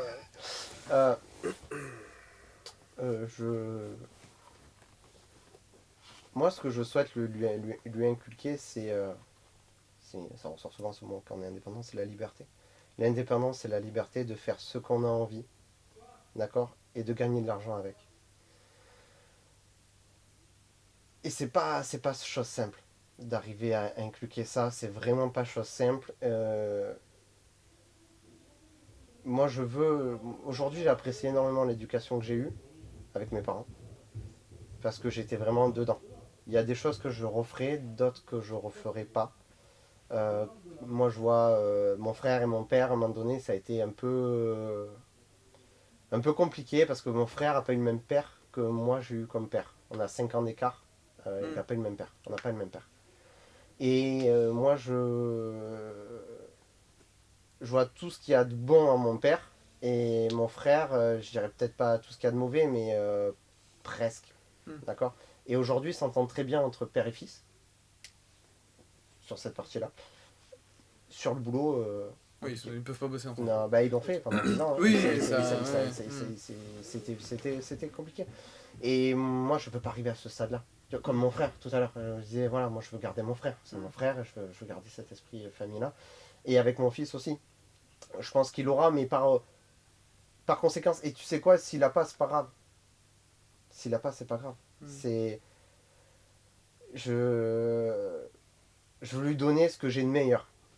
Voilà, je veux lui donner ce que j'ai de meilleur. Pour moi, aujourd'hui, ce que j'ai de meilleur, c'est ma famille. Et c'est même pas c'est ma vision de vie. C'est même pas mon entrepreneuriat, mon côté bois, structure, rénovation, tout ça. C'est un peu plus grand. C'est ma vision, ma vision que j'ai de voir les choses sur mon business, sur les gens, sur un peu tout ça. Voilà. Et ça, c'est vraiment quelque chose que je veux lui transmettre. Parce qu'il est très jeune pour l'instant, mais je parle beaucoup. Non mais oui, mais je lui par exemple, j'explique beaucoup et on parle. Souvent, je parle avec Laurie quand on parle business, il est là, le petit. Pendant qu'on joue avec, on parle business, on parle un petit peu de la structure de la société, d'un peu de tout. C'est un peu ce qu'on disait sur les précédents épisodes. Tu es entrepreneur, tu l'es H24, 7 sur 7. Et les enfants, ils sont forcément à un moment donné au milieu de toutes ces discussions. C'est ça, parce que je veux qu'ils voient le bon côté aussi. Et je l'avais, moi, le bon côté. Mais le bon côté que j'avais, plus moi, par rapport à mes parents, sur le côté entrepreneuriat, c'était plus le côté argent. Ils gagnaient bien leur vie et tout, super. Au début, c'était sport. Bon, ils ont vécu des passages machin, mais de manière générale, ils ont quand même bien gagné leur vie. Et j'avais ce schéma, beaucoup, que j'ai un peu cassé, en tout cas que j'essaye de casser, de putain, c'est la merde et tout, mais ça m'en gagne du pognon. Je suis un peu mitigé, moi, là-dessus. Je reviens sur mon côté harmonie. Voilà. L'argent, oui, ok. À quel prix? Et qu'est-ce que combien de ma personne je donne par rapport à ce que je veux. Et ça, c'est une chance aussi d'avoir... c'est une chance quand même d'avoir pu baigner là-dedans et de voir qu'il y a une limite à cette recherche. Ouais. À ce truc, voilà, t'as eu malgré tout la chance de pouvoir t'offrir, de pouvoir dire en 3 jours, j'ai la caisse de mes rêves. En tout cas, ouais. de mes rêves à moi. Oui. Ouais, alors attention, la chance, c'est beaucoup de travail. Non mais malgré tout, tôt, il y a une notion de chance. Mais oui, parce que c'était quand même l'entreprise de mes parents, d'accord. Voilà. Je me suis investi en effet parce que c'était l'entreprise de mes parents. Et je l'aurais peut-être pas fait sur notre boîte. Et j'aurais peut-être moins gagné ma vie aussi, voilà. En effet. Et donc, et ça c'est vrai. L'idée, c'est que... Et vraiment, ça je le reconnais, parce que clairement, moi, je me retrouve pas du tout là-dedans, et vous le savez, ce qui est pas forcément bien, hein, où moi, effectivement, j'ai pas du tout atteint ce genre de plaisir, ce genre de pouvoir dire je pars en vacances comme ça, et puis il y a là. Je l'ai pas encore découvert, et donc... j'ai pas encore fait ce chemin dans ce que tu viens de partager, qui est super intéressant, et qui te permettra certainement de déclencher beaucoup plus facilement sur des sujets importants. Ouais, tout à fait. Ouais, Tiens, moi je réfléchis. T'as des phases et moi ma phase c'est faire. Tiens, ouais, il faut que je fasse les choses. Il faut que je fasse les choses qui sont aussi en ma vision et les choses dont j'ai envie de faire. Il faut que je les fasse, je me retiens pas. Après, à toute mesure, attention, hein, tranquille, hein, je suis pas allé m'acheter une Bugatti, hein, la boucle ferait la gueule. Et pourtant, Dieu sait que ça serait un super investissement, parce que je suis sûr que tu l'achètes 4, tu le revends 5. Mais bon, voilà, aujourd'hui, c'est. Enfin, voilà, par rapport à la vision que je veux partager à mon fils, c'est peut-être à ma future équipe de foot. Laurie entend ça, elle fait un AVC, je crois. C'est vision, faire les choses dont on a envie, liberté et bonheur. Et tout ça, souvent, souvent, moi j'ai trop entendu ce truc, je veux être entrepreneur pour la liberté. Parce que je veux gérer mon emploi du temps comme je veux. Oui. Et, qu'on soit bien clair, c'est beaucoup de travail. Mais pareil, beaucoup travailler. C'est mon choix. Avoir une boîte, la faire refaire performer, y aller, marner, pas prendre de pause. Parce que entre l'agence Simon et Maison Rénov, j'ai pas arrêté. Hein. Je me suis pas arrêté. Hein. Fin janvier, je vends. Février, je règle tous les petits trucs encore parce que t'as encore. Il fallait que j'accompagne, en fait, il fallait l'accompagner. J'avais un devoir d'accompagnement de 6 mois. Ok, clairement. Donc, le premier mois, vraiment, j'ai accompagné sur la transition, tout ça. Mais j'ai pas lâché. Et c'est là où je me suis aussi. Je le vois, c'est là où je suis bon.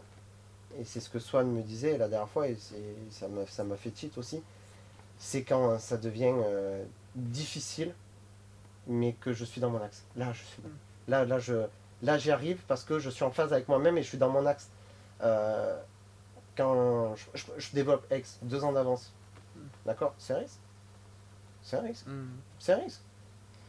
Et clairement, je pourrais continuer à développer encore le secteur-là, attendre encore 2 ans, mais ça me fait moins vibrer.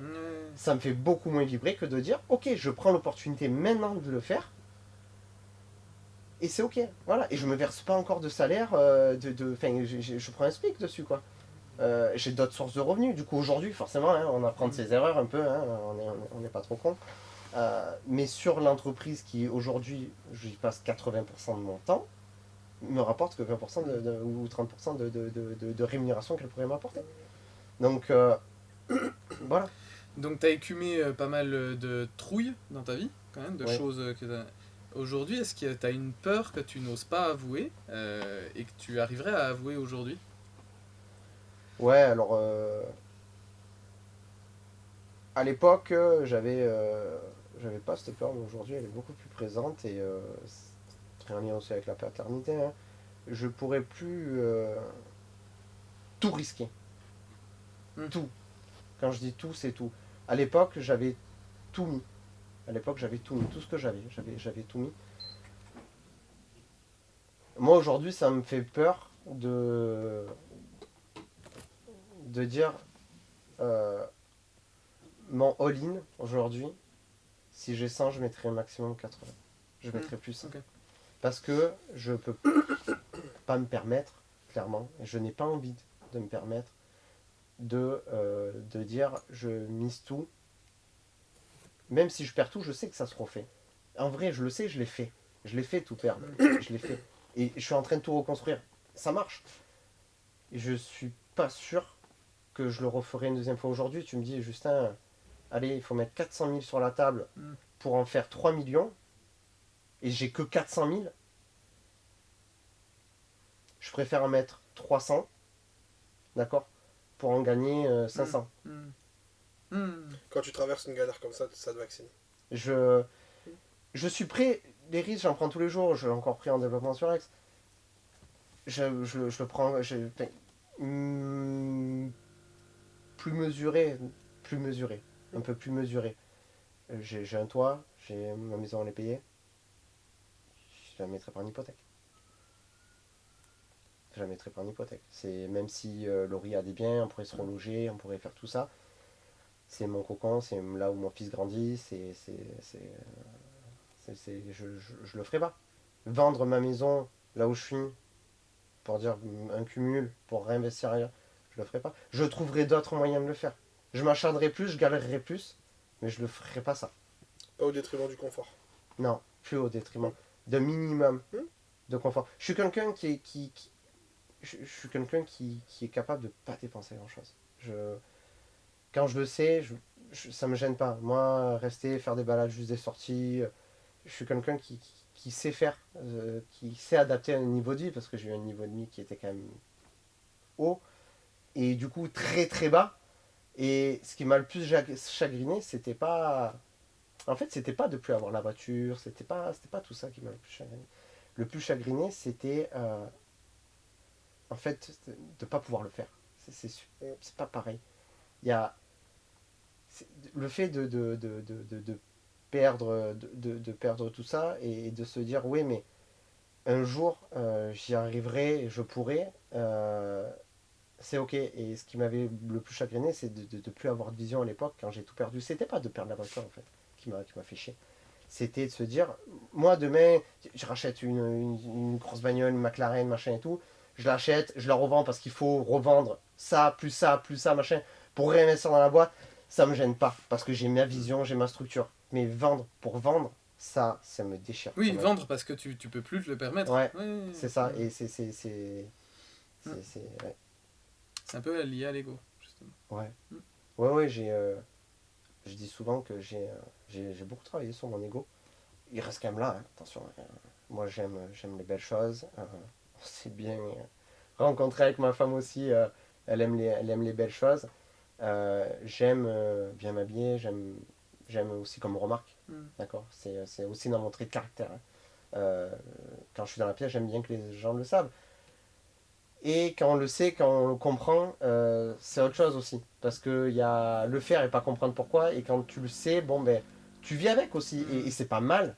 C'est pas mal d'être comme ça. Mais j'ai eu j'ai mis beaucoup de temps à le comprendre que souvent on me disait non mais ça va calmer ton ego. Je dis non, moi mon ego il est là, il restera là, d'accord. Je sais le maîtriser, c'est ok, mais il est là. Je vais pas effacer une part de moi. Je vois pas pourquoi je m'enlèverais ce que je suis. Et c'est ça, c'est cet ego aussi qui me permet. J'ouvrais l'ego aussi, hein, attention, hein, de se dire je suis sur Aix. Tu vois, aujourd'hui je suis sur Saint-Rémy, c'est une très belle ville. Je suis sur le Pays d'Aix, c'est une très belle ville aussi. Donc il y a beaucoup d'ego là-dessus de manière générale. Je sais qu'au début c'était très difficile parce que quand tu as un ego mal placé, t'entends pas, t'écoutes pas, t'entends rien. Et j'ai eu beaucoup de mal à entendre que j'entendais pas. Moi, persuadé que non, mais ça va, j'ai compris. Hein. Un ego bien placé, c'est aussi de savoir dire ok, c'est vrai. Et ce que j'ai fait, ça va pas, ou il faudrait faire différemment. Et c'est aussi s'assumer soi-même certaines choses. J'avais une stratégie de développement avec Maison Rénov qui n'a pas marché sur les API. J'avais embauché une alternante qui faisait super bien son travail. Je faisais les devis, etc., les dessins, tout ça. Et en fait, je me suis rendu compte que en 4 mois, que j'ai dit non, mais ça marche pas. Et alors, persuadé, tu sais quoi, que j'avais une idée de fou, j'ai une idée du siècle, tu sais. Et ben ça marche pas. Bon, mais ok. Voilà, j'ai analysé, c'est en 3 mois, un trimestre, tu vois, tu dis ok, ça passe pas. Bon, là, j'ai vu que ça passait pas, tu prends les solutions et tout, elle faisait super bien son travail. Mais la stratégie était pas bonne. Donc ben, tu te remets en question, tu prends des chemins différents. Et l'ego, tu le ravales pas, tu le places différemment. Et ça, c'est important de le souligner. Tu parles d'ego, quand tu parlais des voitures, tu disais, au final, ce que je me rends compte, c'est que ce qui importe le plus, c'est le fait de pouvoir Hum. l'avoir, non pas forcément de l'avoir, mais de Hum. pouvoir. Aujourd'hui, c'est quoi ton but? Par rapport à... Ton objectif, qu'est-ce qui te motive? Est-ce que c'est la faculté de pouvoir avoir quelque chose? Est-ce qu'il y a un cap? Est-ce qu'il y a quelque chose qui te... Est-ce que tu arrives à le déterminer? Ouais. Alors, peut-être pas dans les petites lignes, mais dans les grandes lignes, moi, ce qui me motive beaucoup, et au plus le temps passe, et au plus je le vois, c'est le développement. C'est arriver à développer quelque chose, au sens large du terme, et de toucher, de développer plusieurs branches. Et ça, je l'ai appris en achetant les appartements, sans la loc, tout ça, à diversifier les choses. Moi, ça, c'est ce qui me plaît énormément. Et moi, par exemple, en développement, stratégie de développement, je vous l'ai expliqué tout à l'heure, moi, sur Maison Rénov', j'ai l'idée de développer toute la Côte d'Azur. Saint-Maximin, Monaco, enfin Saint-Tropez, Monaco, j'aimerais, je sais pas trop comment ça se passe pour s'implanter là-bas, je connais pas trop, mais c'est des endroits que j'aime et que j'aimerais beaucoup m'installer par la suite là-bas. Et ensuite, j'ai vu les limites de la franchise et je me dis qu'aujourd'hui, pourquoi pas une franchise. Ouvrir une franchise. Ouais, ouvrir une franchise. Ouais, ouais, Ouvrir à la franchise Maison Rénov', c'est ça? Ouais. Ok. C'est pas très clair. C'est une idée qui m'est venue cette année parce que mon développement, ben, une fois que tu as ton cheminement, tout ça, après tu sais jamais comment ça se passe évidemment, mais mon idée elle est là et la première étape c'était Aix et c'est bon, c'est acté. Voilà,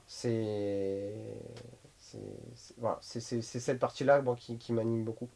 Et pour reprendre une question qu'on a déjà posée sur différents épisodes, demain t'as tout, À quoi tu le vois?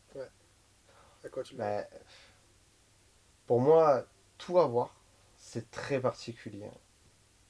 C'est avoir l'opportunité dans mes différentes entreprises de pouvoir les gérer en ayant des personnes de confiance, tout en étant avec ma famille. Ça, c'est... Gérer, je pourrais pas m'en passer. Vendre des boîtes, devenir dire je vends mes boîtes 10 millions, Donc Tatou, c'est d'avoir des gens qui gèrent correctement des sociétés que tu détiens oui, tout à fait. et ta famille autour. Ouais. Qu'est-ce que tu mets en place pour ça? Des directeurs. Des directeurs et du développement. C'est-à-dire qu'aujourd'hui, je peux pas... Et ça va être serein. C'est-à-dire qu'aujourd'hui, je disais, pas mettre ses œufs dans le même panier. Non, ça tu le fais très bien, excuse-moi. Tu le fais très très très bien. C'est les structures d'entreprise. Ouais, On parle c'est d'un ça. sujet que tu as pris dans la gueule et que tu as, à mon avis, pas encore résolu, qui est la confiance aux gens. Ah ouais, ça c'est un sujet. Et puis, je suis d'accord. Et ma question, c'est comment tu vas faire pour ça? Parce que ton élément essentiel, il est là. Ton tout, il sera quand tu auras en gros suffisamment de confiance dans les gens que tu vas recruter. Et donc dans des gens que tu connais pas Tout de à base. fait. Tout à fait. Sortir de... Là, pour le coup, c'est sortir de ma zone de confort en déléguant et il faut essayer. Il faut faire. Il faut sentir les bonnes... Parce que c'est un peu du feeling aussi à un moment donné. Enfin, Beaucoup. Voilà. Il y a un CV, il y a tout ce que tu veux, mais à un moment donné, de sentir la bonne personne et de se dire je laisse et d'essayer. De toute façon, à un moment donné, faut prendre, faut essayer, faut faire et ça marchera pas. Mais en tout cas, le plus important, c'est de faire. Tu as partagé un mot tout à l'heure où tu as dit j'en peux plus de ce mot. C'était la bienveillance. Ouais. Je crois. Ouais. Une question que j'aimerais, c'est est-ce que tu as une phrase qui revient souvent ou une idée dans l'entrepreneuriat qui vient souvent qui te sort par le nez aussi? Pas spécialement. Pas spécialement là-dessus. Je reviendrai sur le côté que j'ai dit tout à l'heure, c'est le côté liberté. C'est souvent cette phrase, je deviens entrepreneur pour cette liberté. C'est ce que je disais tout à l'heure. C'est cette phrase, moi, qui me... En fait, c'est qu'elle est bien... Elle est bien faite, et c'est vrai. C'est que les gens, ils l'interprètent, je trouve, enfin, mon point de vue, qu'ils l'interprètent d'une manière de... Quand j'entends ça, moi, ce que j'entends, c'est la liberté de faire ce que je veux comme je veux. Ouais. C'est la liberté de mon emploi du temps. C'est la liberté de passer du temps avec ma famille. C'est la liberté de... Oui, pas de suite. Oui, et c'est ce qu'on répondait, ça va avec mon tout. Demain, t'as tout. C'est quoi? C'est ma liberté. Et ma liberté, elle est propre à chacun, mais c'est ma liberté de gérer mes boîtes comme j'en ai envie, de gérer vraiment que mes gros cailloux plaisir.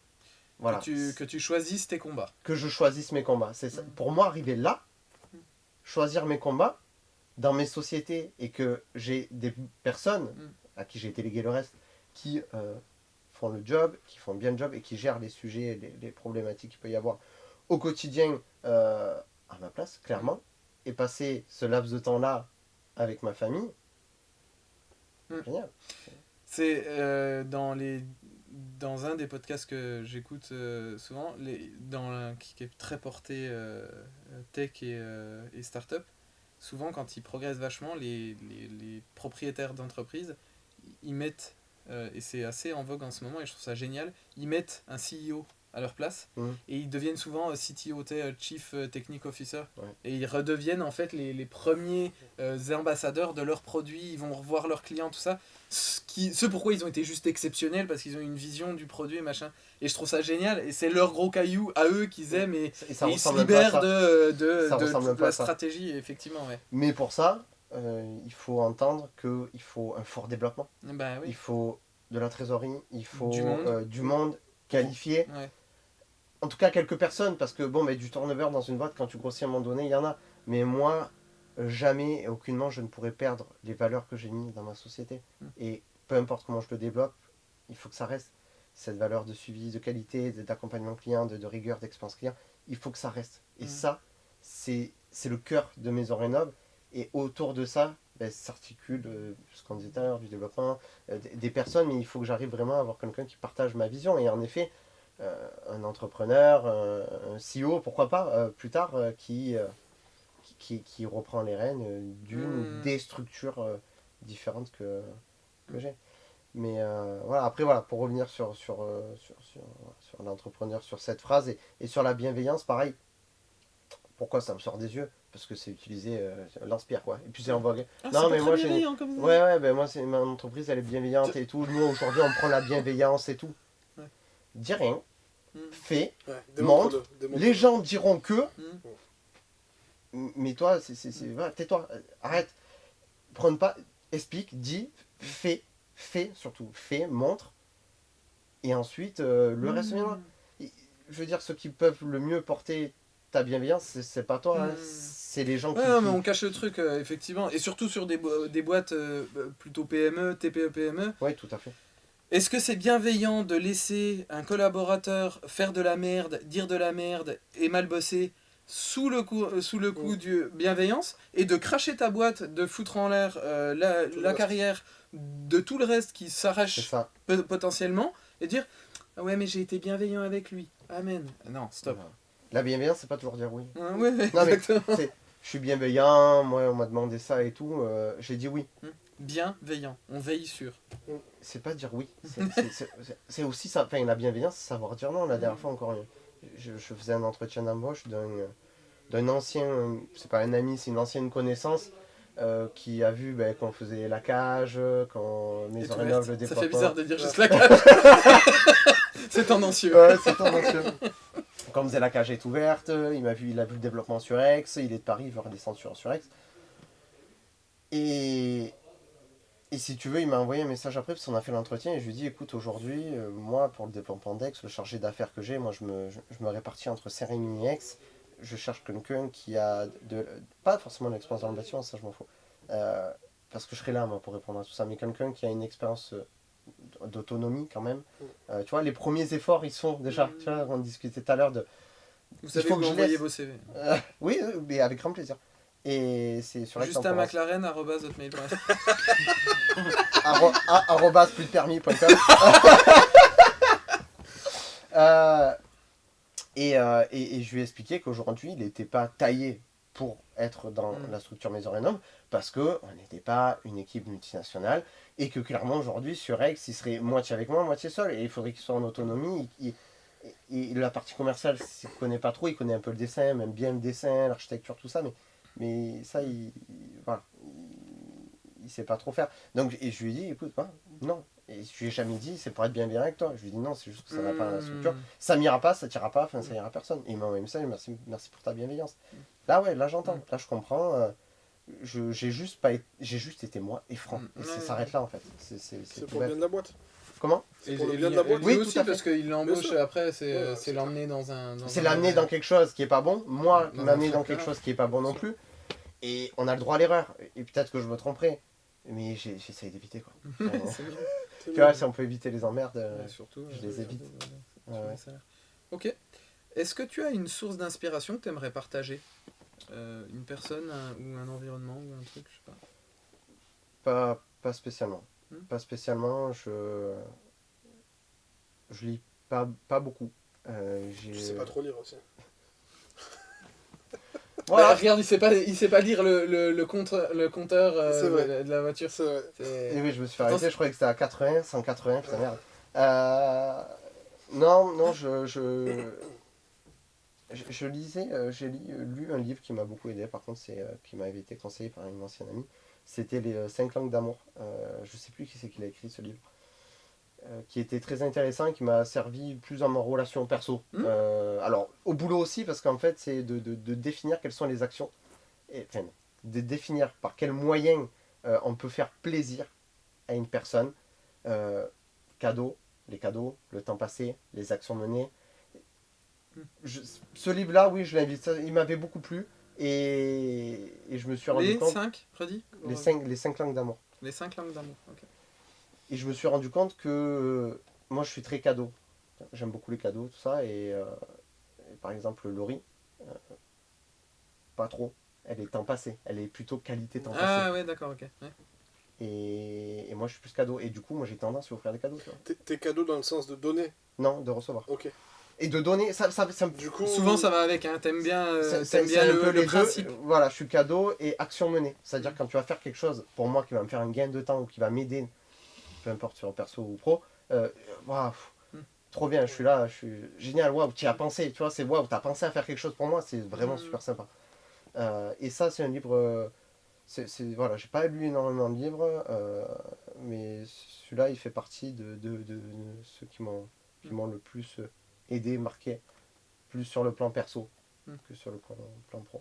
Voilà. Ok. Et une chose qui est importante et qui pour moi mène ma vie au quotidien, juste fais les choses. Juste, t'as une idée, fais-la. T'as pas l'argent pour le faire, trouve une autre solution. Fais quelque chose qui te plaît, et si t'as une idée, il faut le faire. Et ça c'est vraiment important parce que on n'a qu'une vie. Je parlais tout à l'heure de la relation avec la mort. La mort c'est quoi? C'est le temps passé qu'on est ici. Je pense qu'il faut vivre les choses à fond, à 200%, et pour éviter d'avoir des regrets, c'est ça qu'on dit. Et pas hésiter à les faire, et pas hésiter à se lancer. Envers et contre tout, ça peu importe. Il y en a qui te porteront. Moi j'ai eu la chance d'être porté par ma famille, en effet, par mon père, ma mère, qui sont dans l'entrepreneuriat depuis un moment, et même aujourd'hui encore, la relation que j'ai avec mon père, voilà, il me porte beaucoup, même si c'est plus lui qui vraiment est à la direction de la structure, parce que voilà, Mais justement, il est peut-être plus en soutien encore. Mais C'est il est plus encore- simple d'être en soutien quand t'es hors du... Ouais. Voilà, et donc ça c'est génial, et pas tout le monde a cette opportunité-là, mais c'est pour ça aussi qu'on fait des podcasts, je trouve, comme ça, parce que c'est expliquer aux gens ouais, nos galères et nos réussites, parce que ça peut faire peur, tout ça, tout ce qu'on dit sur... il y a beaucoup d'argent, il y a des réussites, il y a des échecs, on perd de l'argent, on en regagne. Moi en tout cas, aujourd'hui, ma vie d'entrepreneur me satisfait beaucoup. Depuis que j'ai repris en mars la structure, je m'épanouis beaucoup plus et je me redécouvre aussi un autre entrepreneur différent de ce que j'ai pu être. Et c'est un vrai régal de pouvoir allier sa vision, de pouvoir allier les gens avec qui je travaille, parce que aujourd'hui on n'est pas 50, hein, je suis pas encore là, je compte le développer au plus tôt, mais il y a une salariée qui est là et avec qui je m'entends très bien aussi, c'était important. Ça va être super intéressant de voir la suite. Mm. Tu vois, parce que je la trouve très à sa place. Ouais. Et effectivement, je la vois bien. Après, il peut se passer 36 000 trucs, mais je la vois bien suivre suivre l'évolution. Ouais. Ouais. Par contre, je ne la payerai pas plus. Tu sais qu'elle écoute. Non, elle aime bien. Plutôt moins, Elle plutôt moins, aime bien l'argent. Quand elle va écouter ça, elle sera morte de rire. Est-ce que tu crois qu'elle va t'écouter? Elle en a pas marre de t'écouter tout Non, là, ça fait 2 heures, là. Surtout sur la fin, je pense que ça la fera bien rire. Ok. Voilà. Comment les gens peuvent contacter Maison Rénov'? Ouais, on est sur Facebook, Instagram. Vous pouvez me contacter, vous tapez Maison Rénov' Saint-Rémy sur internet, Maison Rénov' Aix-en-Provence, on a la page Google My Business qui est là. Mon numéro de portable 06 47 60 68 25, n'hésitez pas. Pour faire simple, à Maison Rénov', un seul interlocuteur, une seule facture pour tous vos travaux. De A à Z, on fait la conception 2D, 3D, la réalisation des permis de construire aussi, le suivi chantier, la réception et le champagne. Et pareil, j'imagine, si quelqu'un est intéressé pour t'aider si quelqu'un pense qu'il peut te faire changer d'avis sur l'être humain et t'aider à faire ce pas, c'est Bien là. sûr, tout Ouais. à fait, c'est avec grand plaisir. Je C'est là suis aussi. ouvert à toute opportunité et j'aime beaucoup les échanges. Donc même si vous avez des questions sur la société, sur la manière de faire, de la rénovation en général, surtout n'hésitez pas. Moi je suis très, très dispo et très ouvert à discuter. Bon, et puis moi je fais un appel aussi, je me permets, parce qu'on en a discuté, si ça vous plaît, vous voulez venir ici, discuter de votre aventure entrepreneuriale ou de votre aventure exceptionnelle, de performance, quelque Tout part. à fait. Parce qu'on a des projets apparemment d'invités qui sont pas forcément entrepreneurs, mais qui ont des profils très performeurs. Et ben venez, parce que nous en plus on a une surprise, faut le dire, hein. Enfin faut dire qu'on a une surprise pour les prochains, un hors-série un peu spécial. Voilà. On n'en dira pas plus. On y dira. Ouais, c'est bien, déjà c'est pas mal. Déjà c'est bien déjà. Déjà c'est bien. Voilà. Hein. Voilà, c'est Merci beaucoup, Justin. Merci Ben, avec Justin. plaisir, merci à vous parce que les questions étaient très intéressantes et ça m'a beaucoup plu. Vraiment d'être assis là pour l'avoir été de l'autre côté à votre place. Des questions pertinentes, j'invite vraiment du monde à faire cet exercice, venir nous voir nous, ou même lancer votre podcast, ou même le faire sans caméra. C'est un exercice qui surprend. Je ne pensais pas aller dans certains chemins que j'ai pris dans l'explication de l'entreprise, dans l'émotionnel, dans le développement de moi perso. Et tout ça, c'est aussi l'idée de notre podcast, je trouve, de parler vrai, mais d'aller en profondeur. Donc vraiment merci aussi pour ça.